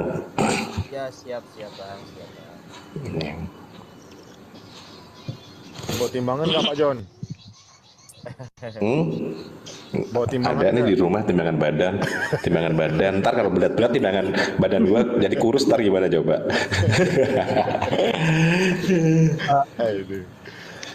Udah makan siang Pak Jon? Udah, Bang. Oh ya, selamat bergabung ya semua. Siap. Oh ya, host mohon maaf ya, tadi kan udah banyak yang ngantri. Kalau yang nggak kebagian naik tadi satu persatu, ini mohon maaf nih karena kan roomnya terbatas juga nih, hanya 6 orang di sini. Jadi host mohon maaf ya yang belum sempat host naikkan tadi. Oke, silakan lanjut Bang, silakan. Oke, tadi ada yang mau disampaikan tadi Bang Miss Mary Z, silakan. Apa yang ingin disampaikan Bang? Cuma nak bertanya lah pada orang Kristian lah. Malaysia Bang Neo. Ya. Assalamualaikum. Silakan Bang. Okey, saya mau bertanya lah. Apakah sebenarnya tujuan hidup manusia? Sebab kalau kami adalah tujuan hidup Islam ni adalah satu Sebelah bukan kiri kanan ya? untuk mencari syurga, tapi yang paling berharga ataupun nikmat yang sebenarnya lah kita sebagai yang diciptakan adalah untuk melihat Sang Pencipta. Jadi kalau di Kristian kan bila Tuhan tu dah menunjukkan sebahagian daripada dirinya, iaitu firman-Nya lah, iaitu Yesus kan. Jadi kelihatan gak adil di situ. Itulah pandangan saya lah. Oke. Kalau saya dari Katolik ya, Bang. Ya. Dari Katolik. Tujuan hidup ya berbuat kasih antara sama manusia, Bang. Seperti kalau kita itu belajarnya nggak usah yang dalam-dalam deh. Belajarnya ya seperti perjalanannya Yesus itu, begitu. Itu kan gambaran kita menjalani kehidupan kita sebenarnya. Ketika kita menghadapi masalah, ketika kita jatuh, dia kan kalau pas disalib itu kan jatuh 3 kali, Bang. Ketika kita jatuh, kita harus berdiri sampai titik akhir, jangan pernah menyerah. Sebenarnya itu sih, Bang. Begitu. Biar nggak down, biar nggak ambruk, kita nggak stres gitu. Kita melihat dari itu, sebenarnya itu sih dalam beragama itu. Kalau surga neraka itu bagi kami urusan Tuhan, Bang. Maksudnya apa yang kita lakuin di dunia ya itu urusan Tuhan, nanti bagaimana kita di surga atau di nerakanya. Jadi saya juga nggak pernah mikir surga dan neraka sebenarnya, Bang. Begitu, Bang. Terima kasih. Sebab manusia tu yang pada kami lah, dia memang dikurniakan akal. Jadi dia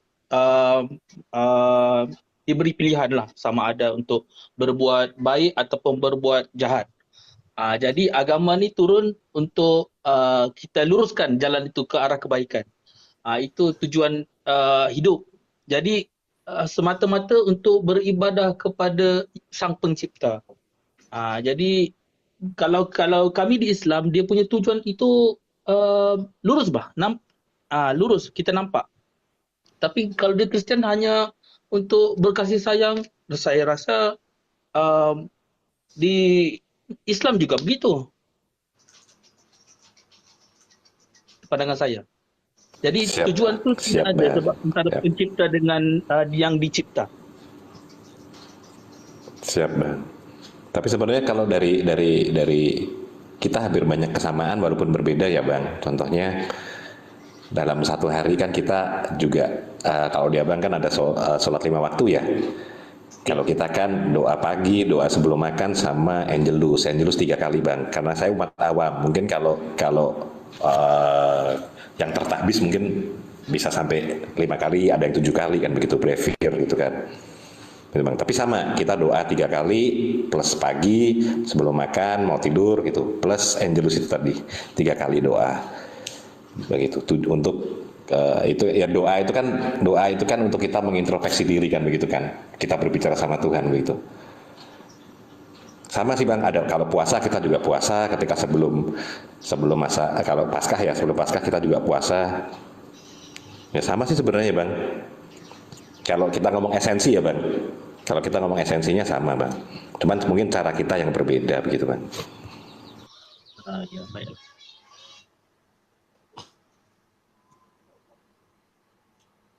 Saya tak ada tambahan. Mungkin ada yang lain, mungkin ada tambahan. Ya silakan, ini Bang. Saya sama Pak Joni saya nggak panik Bang John diskusi 78. bener ya. Saking lembutnya saya nggak Bang panik 78. diskusi sama beliau. Ya. Bang Erik, Bang John. masalahnya Bang Erik. Lulu hati saya. Gimana? Nggak begini masalahnya Bang Erik, kalau kita ini, saya ini orang Katolik ya Bang Erik. Kita itu memandang Alkitab tuh esensi Bang Erik. Kita nggak Alkitabiah, bahkan kita belajar Alkitab.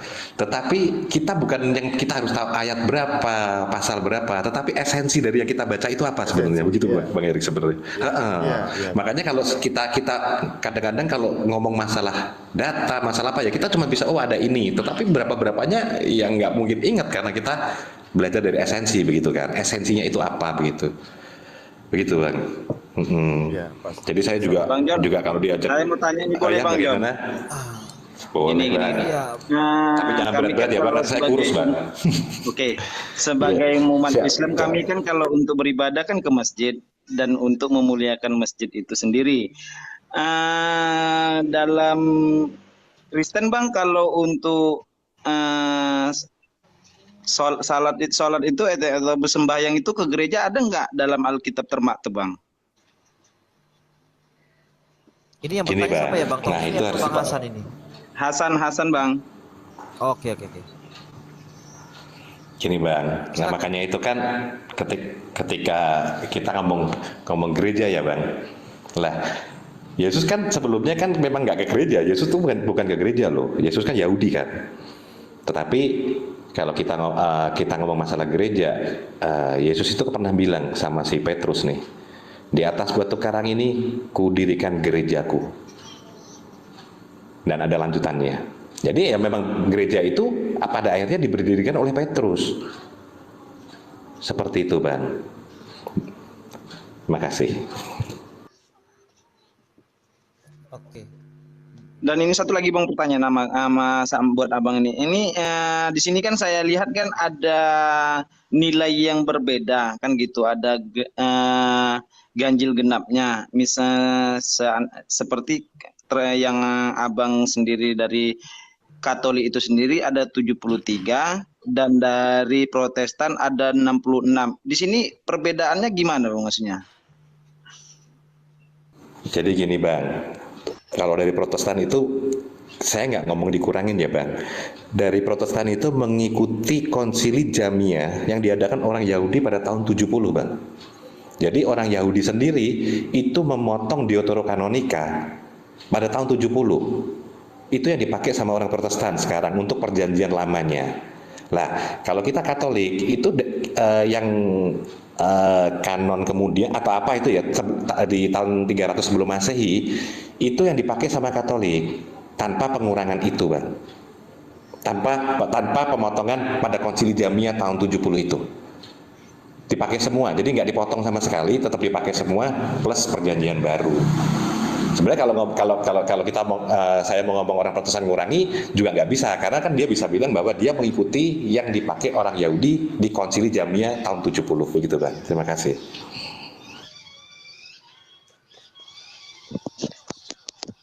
Oke Bang. Nah, ini lanjut dulu Bang apanya diskusinya ya Bang ya. Saya ini ada urusan ini. Bentar ya Bang. Oke, Gak apa-apa ya Bang Bang ya. Hasan, Siap, Bang Hasan, oke, Bang Hasan, ya. makasih.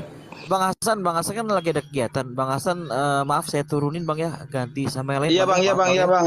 Ya Oke, terima kasih ya buat makasih. semuanya ya Bang Erik, sama-sama, Bang Bang Hasan. Tom Dri, sama Bang Mes Merizet sama Bang Dedi. Terima kasih ya Bang ya. Makasih ya, sama-sama Bang. Assalamualaikum. Ya. Waalaikumsalam Hati-hati, Bang. warahmatullahi wabarakatuh. Makasih ya Bang ya, saya turun maaf ya Bang ya. Oke, lanjut ini. Tadi ada Bang Tomfri nih. Tomfri tadi kirim permintaan sudah saya naikkan. Ini ada apa nih Bang? Maksudnya ada pertanyaan atau apa Bang? Bang Tomfri? Ini sebenarnya udah dari tadi ya permintaan saya itu menanggapi statementnya udah berlalu. Oh gitu. Tentang apa ya? Umat saudara Muslim kan bertanya kemakuasaan Yesus itu di mana kok bisa dianiaya, bisa disalib apa segala macam.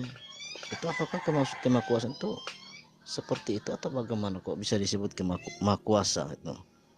Nah itu yang saya mau tanggapi waktu permintaan saya itu untuk naik ini. Ini itu udah lewat sih. Oh itu pertanyaannya ya nggak apa-apa kalau ini memang itu menjadi sebuah pertanyaan. Ini ada kebetulan ada pertanyaan Bang John. tapi menanggapi gitu loh. Oh menanggapi gitu ya. Okay. Jadi memang saya cuma pengen menanggapi itu dari pengertianku sendiri nih. Artinya bahwa kalau umat Muslim bertanya di mana kemakuasaan Yesus kalau dia kok dianiaya, dipukul dan segala macam itu loh, dihina. Saya cuma mau menanggapi itu. Yesus membiarkan dirinya dilakukan seperti itu karena apa? Memang dia datang untuk mengorbankan dirinya. Dia nggak bisa berbuat apa-apa melawan daripada apa yang akan diterima, dianiaya, dihina, diludahi, bahkan disalib itu. Itu karena ia datang untuk menebus dosa manusia melalui penyaliban itu. Dia adalah korban persembahan penyucian dosa, penebusan dosa yang paling sempurna. Maka dia nggak bisa ngapa-ngapain. Tapi setelah peristiwa itu dia bangkit. Kemudian dia bangkit dan kemudian dia bisa bersama-sama kembali di antara para murid-muridnya. Itu. Oh, Bang Tofri ini Kristen Bang ya? Ya, saya Kristen Bang. Oke. Jadi bukan berarti dia nggak bisa ngapa-ngapain lalu dia hilang kemakuasaannya, bukan. Tapi karena kemauannya untuk tidak membalas. Seandainya kalau dia membalas maka karya penebusan itu tidak terjadi. Maka itu tidak ada lagi penebusan dosa seperti tujuannya itu. Kita kembali ke hukum Taurat yang lalu. Yaitu kalau kita mau menebus dosa, kita harus mempersembahkan kambing domba apa segala macam sesuai aturan dalam hukum Taurat itu. Tapi dengan adanya datangnya Yesus, kita datang kepada Bapa tidak melalui lagi para imam, kita langsung datang sendiri. Dosa kita mengakui dosa segala macam karena pengampunan itu telah ada. Gitu loh. Bang Tomfri, cuma saya mau bertanya juga lah. Kenapa apa keperluannya untuk dijadikan karya itu? Sebab masih banyak cara lagi. Selain daripada kita tunjukkan sebagai Tuhan, kita tunjukkan diri kita dengan sesuatu yang gak bagus lah, macam pembunuhan. Itu macam sesuatu yang tidak bagus lah. Sepatutnya kita sebagai Tuhan tunjukkan yang murni-murni kan pada ciptaannya. Memang kita juga bertanya kok emangnya nggak ada cara lain lagi sehingga Tuhan itu datang sendiri untuk menebus dosanya. Ternyata dalam pengertiannya itu bahwa Tuhan sudah muak dengan persembahan-persembahan yang lalu-lalu seperti korban-korban bakaran untuk penebusan dosa itu. Jadi Tuhan nggak lagi menghendaki itu segala macam. Oleh karena itu makanya Tuhan mengutus firman-Nya untuk menjadi manusia dalam bentuk dan rupa manusia untuk sebagai noise Bang Abu, noise Bang. Halo. Oke, lanjut Bang. Oke, silakan lanjut Bang Taufik. Jadi artinya bahwa dengan adanya korban penebusan dosa yang dari Yesus Kristus dalam rupa dan tubuh manusia, itulah korban yang tidak lagi korban-korban yang lain untuk penebusan dosa. Itu loh. Nggak lagi seperti zaman Musa, siapa yang mau dosanya diampuni harus membawa merpati, membawa domba, kambing dan segala macam itu untuk dipersembahkan di atas mezbah. Gitu loh. Cek, gimana suara saya aman? Aman Bang, silakan Bang. Oh ya, gini Bang, saya mau pakai logika aja kita ya. Begini Bang John sama Bang ini kan katanya Yesus itu sudah dinubuatkan bahwa dia akan datang dan mati ya di kayu salib, begitu ya? Iya. Oke, berarti pada masa penubuatan itu dan sampai dengan datangnya Yesus, orang-orang sudah mengetahui bahwa akan ada orang yang mati di kayu salib yang di situ dia menebus dosa, benar nggak? Orang-orang yang sudah mendengar nubuatan itu tentu mereka tahu ya. Iya, mereka memang tahu, tapi kan mereka Oke, mereka tahu. Mereka diberi petunjuk tentang namanya Immanuel. Masjid. Itu loh. Ya. Jadi begini. Mereka nggak diberi petunjuk bahwa namanya akan disebut Yesus. Oke. Jadi sejak pertama orang mengenal Yesus bahwa dia inilah si Mesaya atau Mesias yang akan disalibkan, apa perkataan mereka terhadap Mesaya ini? Dalam artian begini, bukankah mereka telah mengetahui bahwa oh ternyata engkau yang ditunggu-tunggu, harusnya disegerakan kan nubuatan itu? Atau tidak mereka bergembira, wah dia sudah datang ini, nanti dia yang mati nih nebus kita di kayu salib. Tapi ya sejarah mencatat kebalikan dari itu kan. Justru mereka itu berusaha untuk menyembunyikan Yesus, ya kan? Dan dari mana Yesus itu berdakwah sembunyi-sembunyi, ya kan? Ya, artinya Yesus berdakwah bersembunyi-sembunyi gitu. Kalau kepada rabi dia itu lebih menonjol kepada Yahudi, ya. Nanti kalau ke murid-muridnya dia mengajarkan yang itu. Artinya kayak tersembunyi gitu. Artinya kalau memang seperti itu nubuatan dan diketahui oleh orang, tentu kan nggak perlu lama gitu kan. Langsung saja gitu kan. Kenapa harus ada proses begini dan begitu sampai ketika terjadi lalu dikatakan inilah nubuatannya. Nah iya, maksudnya artinya bahwa kehadiran Yesus itu serta merta langsung hadir sebagai manusia atau apa seperti umur waktu disalib itu lalu tinggal inilah saya saliblah aku, enggak lah. Dia harus melalui tahapan. Bukan beliau yang berkata, orang-orang yang mendengar nubuatan itu. Maksudnya penerimaan masyarakat itu sama masyarakat itu kan mendengar akan ada satu orang yang datang, ya kan? Artinya bahwa pandangan tentang pengertian tentang Bang Tongkri suaranya kecil tuh Bang Tongkri. Ya, kecil ya. Suaranya kecil. Menurut pengertian. Iya Bang, suaranya suara-suara minoritas Bang. Bukan perangkatnya ini yang masalah ya. Iya. Saya bantu jawab sebentar ya Bang. Dari kecil itu kan sebenarnya udah dicari-cari kan Bang. Oh, dari kecil kan dia udah dicari-cari, udah dikejar-kejar begitu kan. Iya. Bener kan, sampai diumpetin dan lain-lain lah.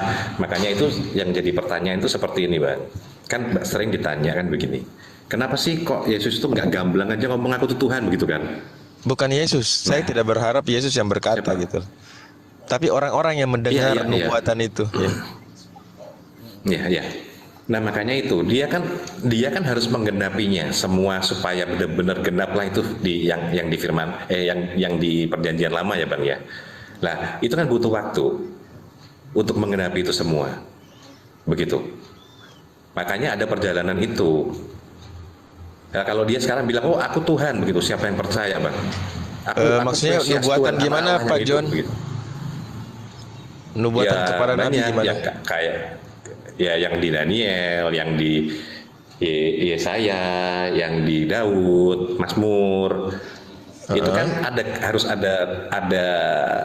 ada nubuatan ke situ. Kalau dibilang memang sudah dinubuatkan, berarti kan itu harus terjadi Bang. Harus terjadi, harus dilewati, harus dilewati lah. Kan nggak mungkin dalam satu hari dia melewati semua itu. Betul. Taruhlah yang terakhir, taruhlah nubuatan terakhir dari Nabi terakhir. Sebentar. Sebentar ya Bang, tapi saya nggak mau kalau masalah buka Alkitab dan lain-lain saya nggak mau, soalnya saya nggak bisa Bang ya, saya nggak bawa ini, saya cuma pakai handphone satu nih lagi di luar soalnya. Begitu.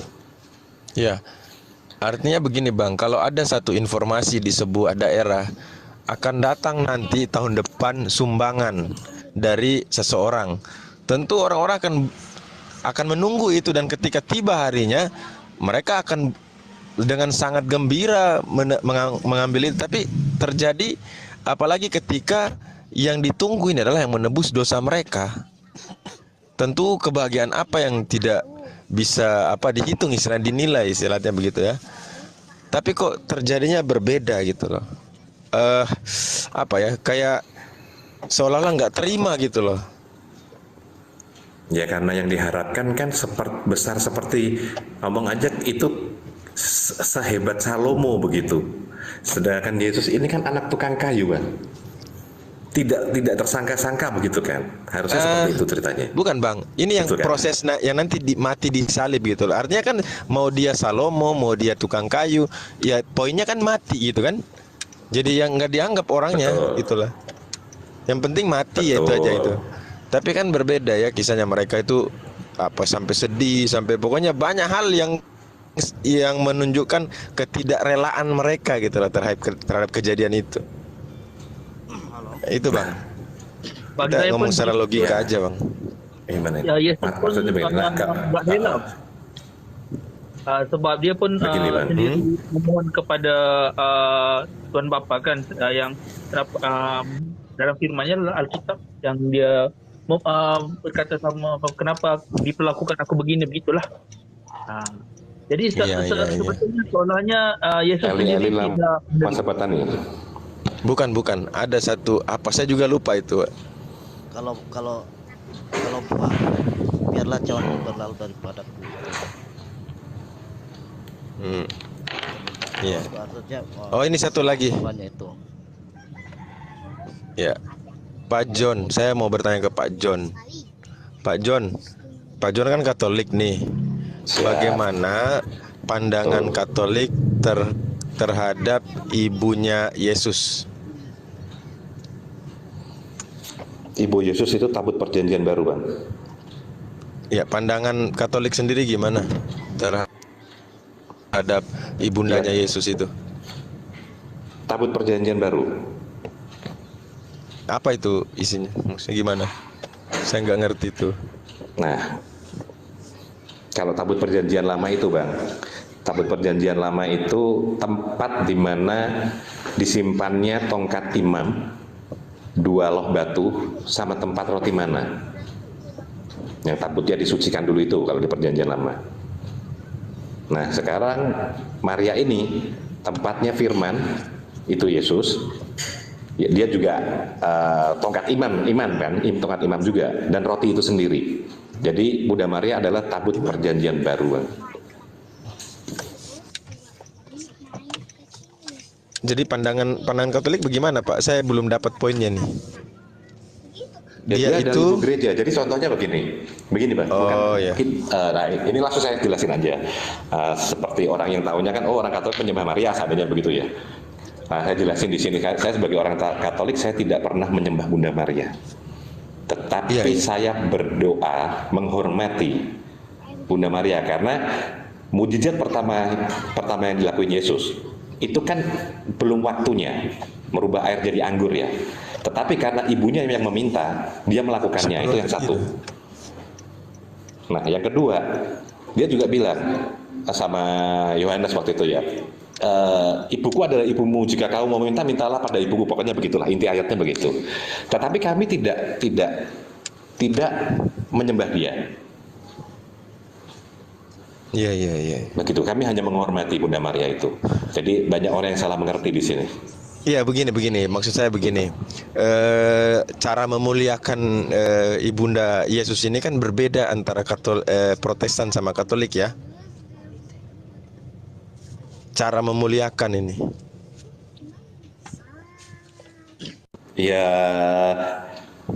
Ya saya nggak tahu, kalau Protestan kayak nggak mau ngomong lah Bang. Tapi kalau Katolik kita menghormati Bunda Maria. Karena itu kalau kita mau ini ya Bang ya, saya ulangi tadi ya. Kita yang kita imani itu adalah dari Yesus datang sampai dia meninggal, sampai bangkit. Kan begitu. Itu adalah perjalanan iman kami dalam kehidupan kami sehari-hari, Bang. Dalam kehidupan kami sehari-hari. Oh, yaitu tadi semuanya, apalagi ketika jalan salib ya, ketika dia perjalanan mau meninggal dalam menghadapi kehidupan ini. Begitulah. Sekarang pertanyaannya, alasan apa sehingga kami harus meninggalkan Bunda Maria untuk tidak dihormati? Kalau untuk Protestan, kami nggak mau ngomong, Bang. Bukan agama saya. Oke, makasih. Ya, artinya kan tokoh yang keluar itu sama ya, yakni Yesus ya. Dan sumbernya kan dari ibundanya dia ya. Walaupun ibarat kata mau dikatakan itu hanya sebatas apa namanya, apa sih istilahnya ya. Karena memang prosesnya memang seperti itu, harus lahir kan begitu. Tapi yang jelas di dalam proses kelahiran itu ada butuh satu wadah tempat, yaitu rahim, dan rahim itu dari Maria ya. Sehingga tentu ada kemuliaan bagi Maria yang telah melahirkan juru selamat. Ini masalahnya ini kan. Tapi yang saya dapati kok malah apa ya, dalam ke Protestan itu Maria kayak dianggap seperti numpang lewat aja, nitip aja gitu. Kan gitu yang kita lihat ya, kayak nitip aja gitu, terus udah selesai ya sudah gitu. Tapi nggak semua begitu, Bang. Nggak semua begitu, Bang. Kalau Lutheran masih menghormati Bunda Maria. Kan keprotestan pertama kali kan Lutheran. Dan mungkin yang lain kan saya nggak tahu ya, Bang. Saya nggak mau masuk ke ranah situ. Pokoknya saya tanya, kalau bisa saya jawab yang agamanya saya aja, Bang. Saya nggak mau jawab tentang agama Muslim, agama Kristen dan yang lain, Bang. Oh, siap. Karena takutnya saya ya, oke, makasih. Ya, siap, makasih. Ya, yang lain mungkin silahkan. Itulah macam yang Abang Batu Karang inilah ngomong tadi, yang seharusnya kenapa perlunya Yesus tu lahir daripada rahim, kenapa tidak diturunkan terus, kemudian berkata akulah Tuhan, ataupun kemudian aku akan tebus segala dosanya. Maksudnya dipersingkat, dipersingkatkan dia prosesnya. Kenapa kita pun tidak tahu sewaktu dari Yesus itu membesar, bagaimanakah penerimaan masyarakat waktu itu? Adakah dia menerima Yesus itu sebagai utusannya? Itu saya perlukan penjelasan juga. Kalau turun kenapa harus dikandung, ya emang harus dikandung, Bang, karena dia turun sebagai 100% manusia. Jadi pemahaman Katolik 100% Tuhan, 100% manusia, Bang. Itu yang pertama. Yang kedua, kenapa nggak langsung ngomong? Karena orang Yahudi sendiri kan, yang seperti saya bicarain dari awal ya, pertama dia dicari-cari supaya dia nggak muncul begitu. Supaya dia nggak muncul. Terus untuk penerimaan orang sendiri kan ada yang percaya, ada yang enggak. Salah satu contoh nih, Bang. Sekarang ini ada Mesias tuh di Israel. Siapa yang percaya, siapa enggak kan harus diuji dan dibuktikan, Bang. Nah, sama dengan perjalanan Yesus dong, nggak bisa dong dia langsung bilang begitu. Karena dia turun 100% manusia, Bang. Bukan 100% manusia ketika dia di dunia ini. Begitu, Bang. Jadinya seharusnya saya rasa berdoanya seharus terus kepada Bapa, sebab Yesus itu sendiri adalah hanya firman, walaupun dia adalah Tuhan kan bagi Kristen.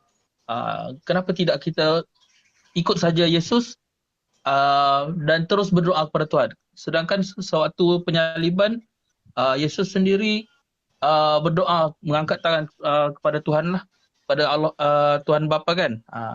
Jadi kenapa kita tidak ikut sahaja Yesus begitu? Kenapa perlu kita berdoa melalui Yesus sedangkan tidak diajar di dalam Alkitab? Ya, kalau berdoa itu, kalau kami ya kepada Bapa juga, ya kepada Yesus juga. Ya karena ya sudah Bapa adalah satu kan begitu. Itu sih, Bang. Ya kalau masalah doa itu gimana? Pada saya, kenapa Yesus tunjukkan yang dia terus berdoa kepada Bapa? Kerana dia tata cara berdoanya. Jadi kenapa Kristen tidak melakukan itu? kenapa perlu sebut juga Yesus? Sedangkan Kristen tahu yang Yesus itu hanya diturunkan sebagai utusan, walaupun dia sebahagian daripada Bapa. Artinya tata cara peribadatan itu tidak sebenarnya Yesus berdoa itu kan sesuai apa yang ini, tapi yang diajarkan Yesus cara berdoanya itu ada di perjanjian baru itu, bahwa kalau kamu berdoa janganlah seperti orang bertele-tele, orang munafik yang mengucapkan doanya panjang-panjang, tapi masuklah ke dalam kamarmu, tutuplah pintu. Betul. Karena Allahmu yang di tempat yang tersembunyi tahu apa yang ada dalam hatimu. Dia adalah mendengar doamu itu. Jadi enggak di situ bahwa kamu harus basuh tanganmu, harus ini. Kenapa? Doa itu kan keperluan kita. Dimanapun kita ada, kita berdoa aja dalam hati kita, dalam hati bagaimana. Yang penting kita tertuju kepada yang di atas. Dan kita berdoa harus dalam nama Yesus. Kenapa? Karena Yesus berkata bahwa tidak ada yang datang sampai kepada Bapa kalau tidak melalui aku. Jadi nama Yesus itu harus kita sebut, gitu. Tapi yang diajarin oleh Yesus kan terus kepada Bapa. Sebab itu kenapa dia tak berdoa dengan namaku dan juga nama Bapaku dan juga Roh Kudus. Dia tidak terus begitu. Dia hanya mengangkat tangan, kemudian dia berkata, ya Allah, kenapa aku diperlakukan begitu kan. Jadi tata cara berdoa tu kenapa tidak diikut terus sama Yesus? Tata cara beribadah itu tidak harus dilakukan yang sama gitu loh. Artinya bahwa marilah kita sesuai hati kita, pikiran kita tertuju pada apa yang kita mau bicarakan dengan dia, yaitu satu Allah Bapa dan Yesus itu. Tata cara itu ada, Bang. Iya, memang tata caranya ada, tapi lakukan enggak, saya mau jawab yang Mas Bangnya itu tadi. Tata cara itu ada, Bang. Kalau Abang tahu, kalau kami Katolik lakukan ini untuk memperingati aku. Seperti itu, Bang. Lakukan ini untuk memperingati aku. Ya, dan cara-cara yang lain kalau agama kami Katolik itu Abang harus tahu dulu. Kita punya tradisi suci di sini, punya Alkitab di sini, punya magisterium di sini. Alkitab itu ditulis dari tradisi suci, Bang. Tapi harus digarisbawahi ya, Bang. Semua itu belum tertulis di dalam Alkitab. Itu menurut Katolik ya, Bang. Tradisi suci semuanya tidak tertulis dalam Alkitab. Kalau semuanya tertulis, maka seluruh buku di dunia ini tidak akan cukup. Jadi tata cara berdoa pasti ada, Bang. Kalau kami orang Katolik itu kami melakukannya dengan sakramen Ekaristi, Bang. Puncak doa kami pada saat kita ke misa. Begitu, Bang. Nah, itu bisa dipelajari lagi kalau mau tahu ya harus karena kan kalau kita berdiskusi selalu harus berdasarkan data. Data ada di Alkitab, tetapi untuk detail-detailnya yaitu ada di gereja Katolik, Bang. Kalau saya sebagai orang Katolik. Begitu, seperti yang dilakuin para rasul pada zaman dulu. Seperti itu, Bang. Memang tata cara itu tidak tertulis. Memang ada yang seperti menurut Bang yang dari Muslim ini, bahwa Yesus kalau berdoa menengadah tangan ke atas, maju sedikit, berlutut, itu memang caranya waktu itu Yesus berdoa, tetapi bukan itu aturan yang harus dilakukan seperti untuk semua orang. Macam orang. Kalau di gereja apostolik, Bang, itu masih melakukan hal-hal seperti itu. Kami pun berlutut di gereja, kami pun berdiri di gereja, kami pun duduk di gereja. Begitu. Tapi untuk wudu mungkin itu dilakukan oleh Katolik Timur. Sama di bawah Katolik, Bang. Tapi Katolik Timur masih memakai budaya, karena itu budaya Timur. Ya sama, kalau wudu bersihin mata, bersihin kuping, sama persis, Bang. Tetapi saya kan di Indonesia ya, bukan berada di timur atau di Katolikan Timur, walaupun sama-sama di bawah Paus. Wudu itu kami ganti, Bang. Kami bukan ganti ya, kami tetap melakukannya. Kami tetap mencelupkan tangan kami pada air dan kami tetap membersihkan dalam kami, kepala, jidat, dada, pundak kiri, pundak kanan dengan air. Kami melakukan hal yang sama, Bang. Ya, mungkin itu cara kami berwudu. Interpretasinya mungkin begitu, tapi kenapa tidak dilakuin saja seperti yang saya katakan tadi? Kenapa tidak ikut saja apa yang Yesus buat? Macam kami di Islam, apa yang itulah hadis, iaitu bagaimana tata caranya kita sembahyang, bagaimana kita angkat takbir, bagaimana kita rukuk, bagaimana apa tujuannya. Jadi telah diajar begitu turutannya, bagaimana kita nak menyembah pada yang pencipta supaya dia menerima doa. Jadi itu yang saya kenapa minta maaf lah, saya rasa seperti diada-adakan, maksudnya ditambah-tambahin. Jadi saya rasa macam enggak becus begitu. Maksudnya ditambah-tambahin, Bang? Ya, itulah yang seperti yang saya cakap, Yesus melakukan seperti itu. Macam kami, Nabi Muhammad melakukan seperti itu, solat seperti itu. Jadi hadisnya disampaikan, ada tata caranya. Jadi kami seperti apa yang dilakukan oleh Rasul kami, cara untuk sembahyang. Jadi kenapa di Kristen tidak melakukan seperti itu? Seperti apa yang dilakukan oleh Yesus tunduk bersujud, dilakukan seperti juga oleh orang Kristen. Itu yang kami mau tahu. Oh iya, artinya bahwa kalau kami orang Kristen sih, memang kami juga berdoa berlutut. Kami juga artinya selamat suaranya. Halo, udah dengar jelas ya? Ya. Tes. Ya jelas. Kalau kami orang Kristen itu memang doanya itu juga kecil lagi tuh. berlutut bisa. Hah? Kecil lagi suaranya. Kecil ya? Iya. Kecil. Oke. Bentar Bang. Sebelumnya saya tanya dulu. Saya pengen tahu. Bentar Bang.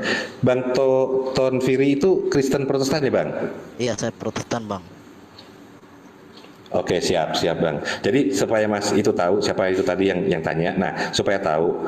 Jadi gini Bang, antara Protestan dan Katolik itu cara beribadatnya berbeda. Iya. Begitu. Nah, untuk yang Protestan bisa ditanyakan ke Protestan, yang Katolik bisa ditanyakan ke Katolik. Benar. Begitu. Jadi soalnya kalau enggak keterangannya tumpang tindih nanti Bang. Oke, terima kasih.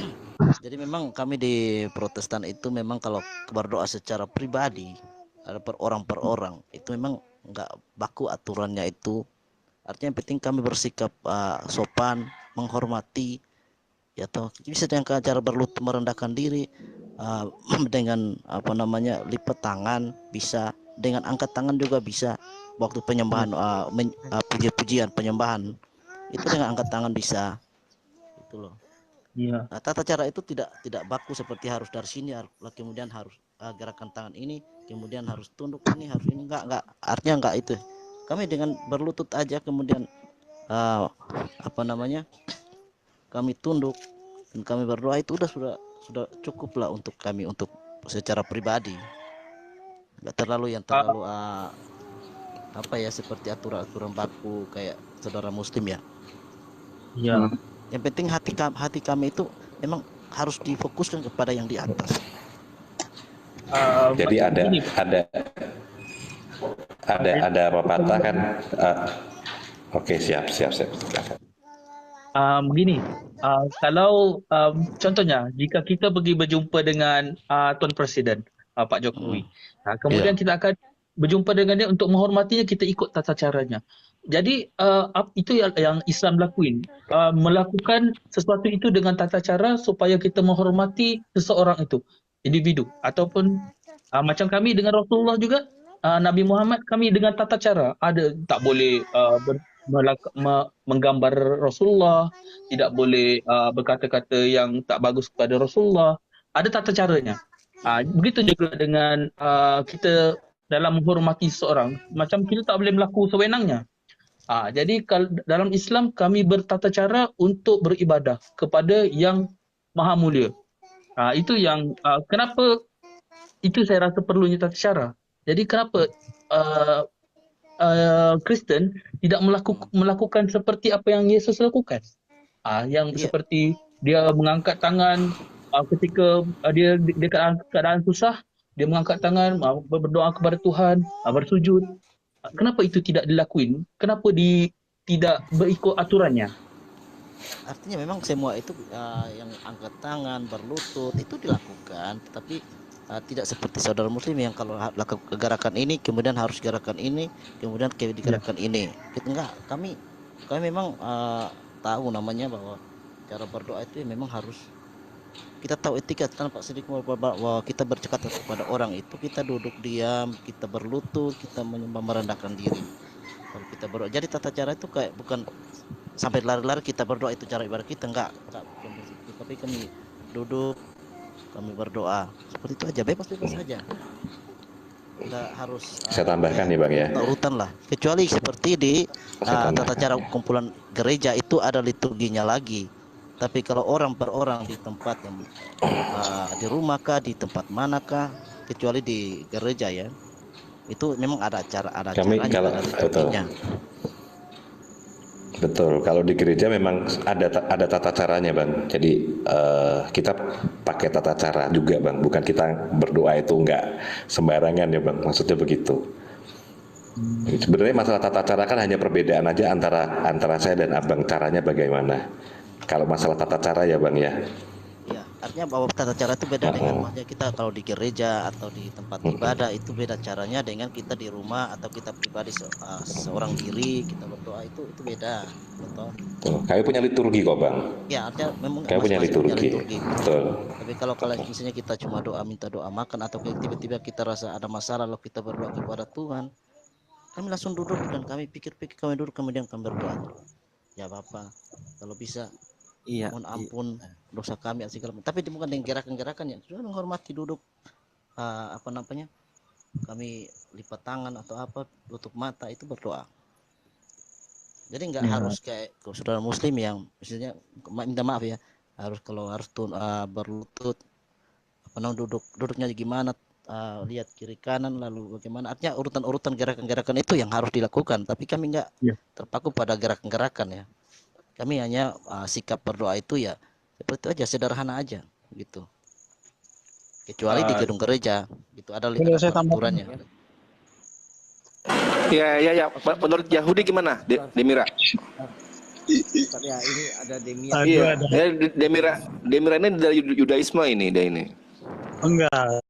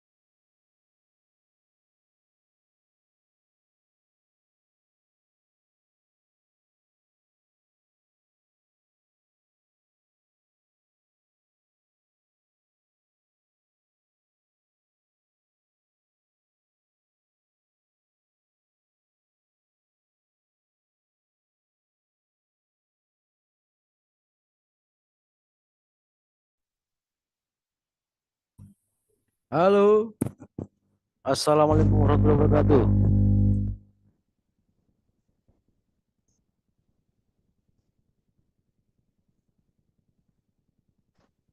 Waalaikumsalam warahmatullahi wabarakatuh. Standby. Ini Bang Juma ini. Iya Bang. Apa kabar Bang? Alhamdulillah sehat walafiat. Alhamdulillah. Bang Uco ini. Iya. Wah, namanya keren. Iya. Ikhlas Bang, ikhlas. Jelas. Nggak di gunung atau di mana nih? Baru aja pulang nih, udah sebentar di jalan ini menuju ke rumah. Oh iya. Insya Allah. Semalam datang lagi Pak Gembala itu. Cuman udah nggak kami cakapin lah. Dia nyimak, kami share screen nyimak pas Bang Juma di TikTok. Semalam apa 2 hari yang lalu ya, lupa saya. Semalam kali. Semalam kayaknya. Tapi lumayan lama dia nyimak itu. Komen aja dia di chatnya. Suruh ke TikTok gak mau dia. Itulah masalahnya, saya malas karena nalarnya nggak berfungsi gitu loh. Iya. Kalaupun ditanya juga jawabannya nggak nyambung.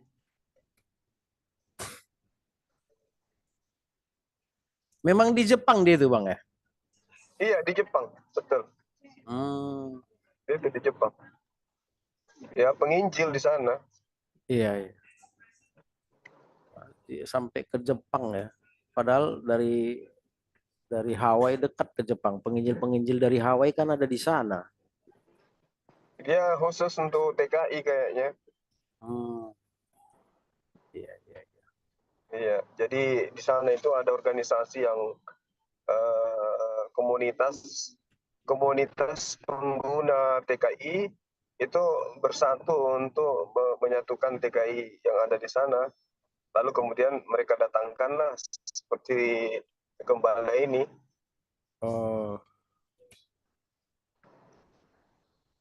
Mereka memang licik kok. Semuanya terstruktur.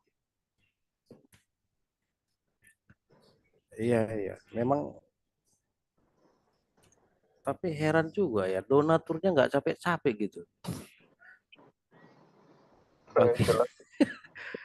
Gimana itu? Kalau saya lihat sih ini seperti terstruktur dari atas kan, mereka pengusaha itu kan yang nyumbang itu. Karena seingat saya dulu tahun berapa ya, 92 Bang. 92 itu kan mantan Ketua Pemuda Kristen Indonesia, keluarganya Manopo. Itu masuk Islam. Apa cerita dia waktu itu, memang semua gereja-gereja itu dapat biaya dari pengusaha-pengusaha Kristen. Oh iya, itu pasti dong. Selain kewajiban perpuluhan itu, di luar itu juga mereka kasih. Iya, di luar itu Bang. Iya. Jadi ya ada di Makassar juga gitu Bang. Itu. Jadi ya, tapi alhamdulillah kan yang otaknya bekerja, banyak yang diam-diam mencari kebenaran, bahkan syahadat kan. Betul. Jadi benar yang di dalam di hadis apa Al-Quran Bang, bahwa kalau misalnya ada murtad 1 orang, akan ada mualaf yang cerdas. Alhamdulillah. Iya.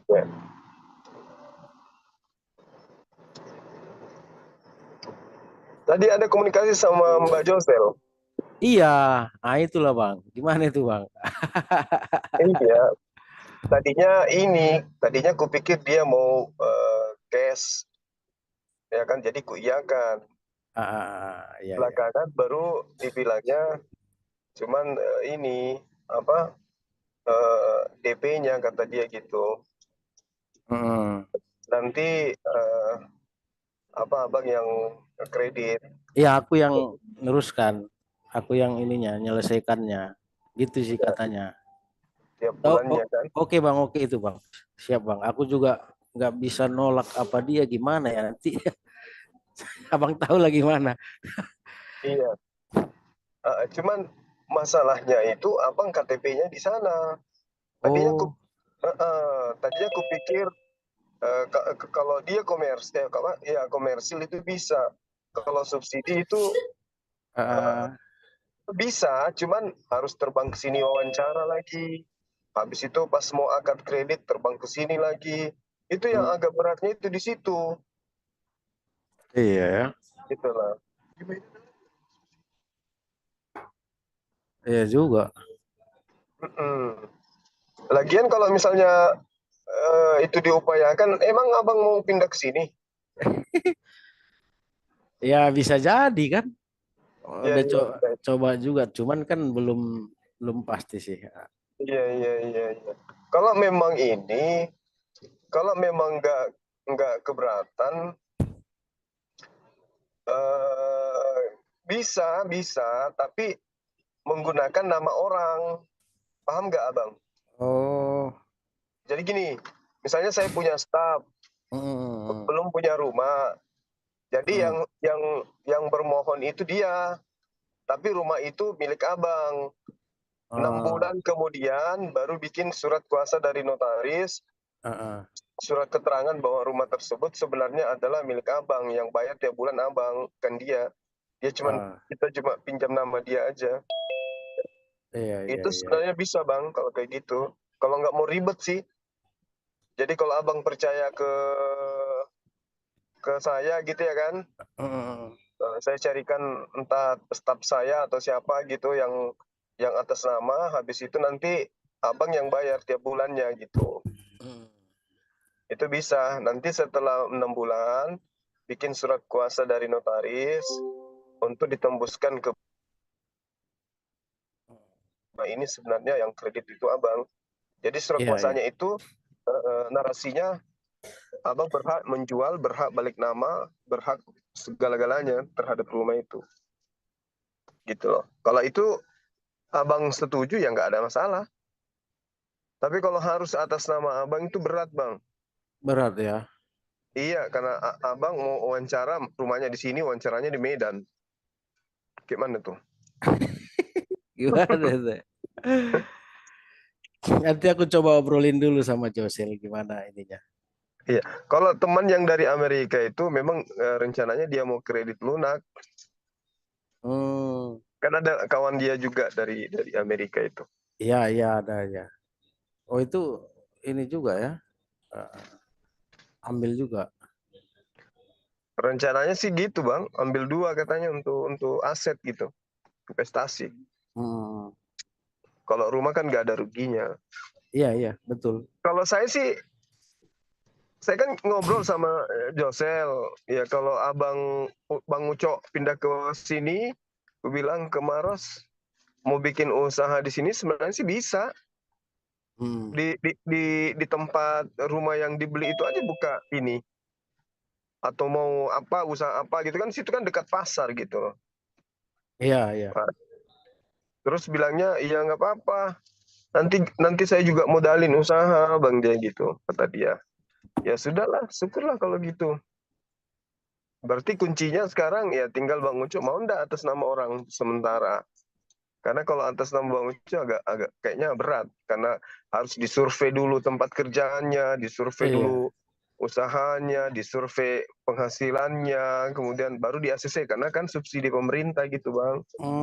Yang subsidi itu, ya. Iya subsidi bang, cuman saya modelnya itu model komersil rumahnya.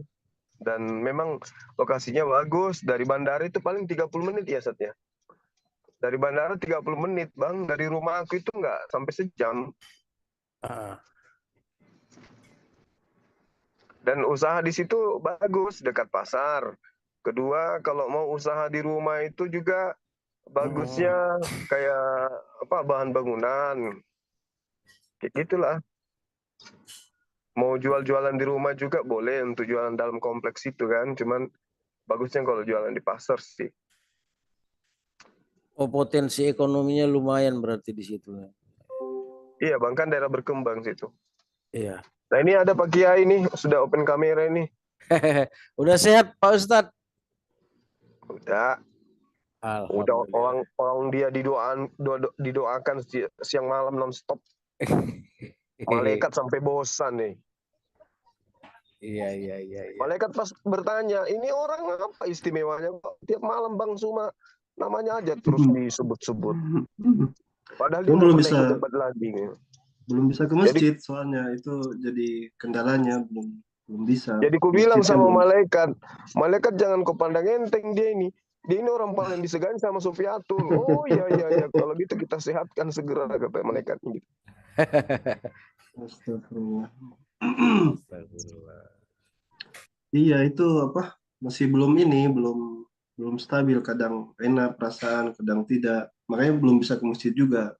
Itu kendalanya di situ. Cuman ya, Faktor alhamdulillah lah. apa itu deh? Faktor apa? Flu atau apa nih? Sebenarnya juga mungkin karena saya tidak periksa ke dokter, jadi semua serba sangka-sangka saja. Cuman saya ada alasan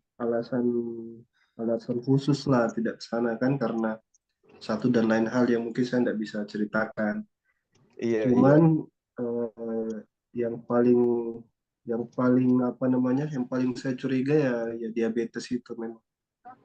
Oh iya. Diabetes itu kan dia rasanya itu nanti bertahun-tahun kemudian. Memang gula saya cek sekarang itu agak normal, tapi saya berasumsi bertahun-tahun yang lalu kan baru terasa sekarang dampaknya. Karena terakhir tahun lalu lah itu saya cek itu gula 400. Nah itu sudah dapat. Ya, hati-hatilah sama Maizon. Iya, lumayan tinggi kan. Jadi ini teman-teman ini maksudnya hati-hati, jangan suka minum minuman yang bersoda itu kayak Coca-Cola, Maizon. Itu dulu minuman saya sehari-hari itu. Dengar itu. Iya, betul. Yang bersoda. Yang Padahal kalau dilihat Dinda Alwan ini dari postur tubuh, waduh. Ada yang percaya kalau beliau ini, iya betul. Diabetes ya. Itu kan menipu, itu cuma casing kan, menipu. Mana kalah ya. Kalau bodinya Bang Zuma itu six pack apa. Kayak roti Maros. Serba empuk. Aku FK dulu Bang, ini udah hujan ini lagi nih, aduh. Iya. Biasa. Jaga kemungkinan. Nanti diatur aja Bang Ucok, nanti coba bicarakan sama Dinda Josel ya. Iya. Solusinya itu aja sih dari saya. Iya. Insya Allah Bang, nanti aku callingan sama dia lagi. Iya. Ya Bang, ya aku FK dulu Bang. Oke, makasih Bang, baik-baik di sana. Assalamualaikum warahmatullahi wabarakatuh. Waalaikumsalam. Rapat di mana nih Kanda? Di room berapa? Ada beberapa room di sini Dinda. Kita ke salah satu aja sudah yang kira-kira. Ke admin only aja Pak Ustadz. Siap. Ke admin only. Ya. Ya ini teman-teman sekedar informasi, ini kami dari yayasan ini mau rapat, jadi izin dulu ya, terpisah dulu ya. Wah, ada juga Pak Ustadz ini, saya lihat ini Ustadz Sam Al-Ghifari juga. Assalamualaikum Syekh. Pak Salu. Pindah ke admin saja deh, langsung. Ya, kita ke admin dulu. Ya.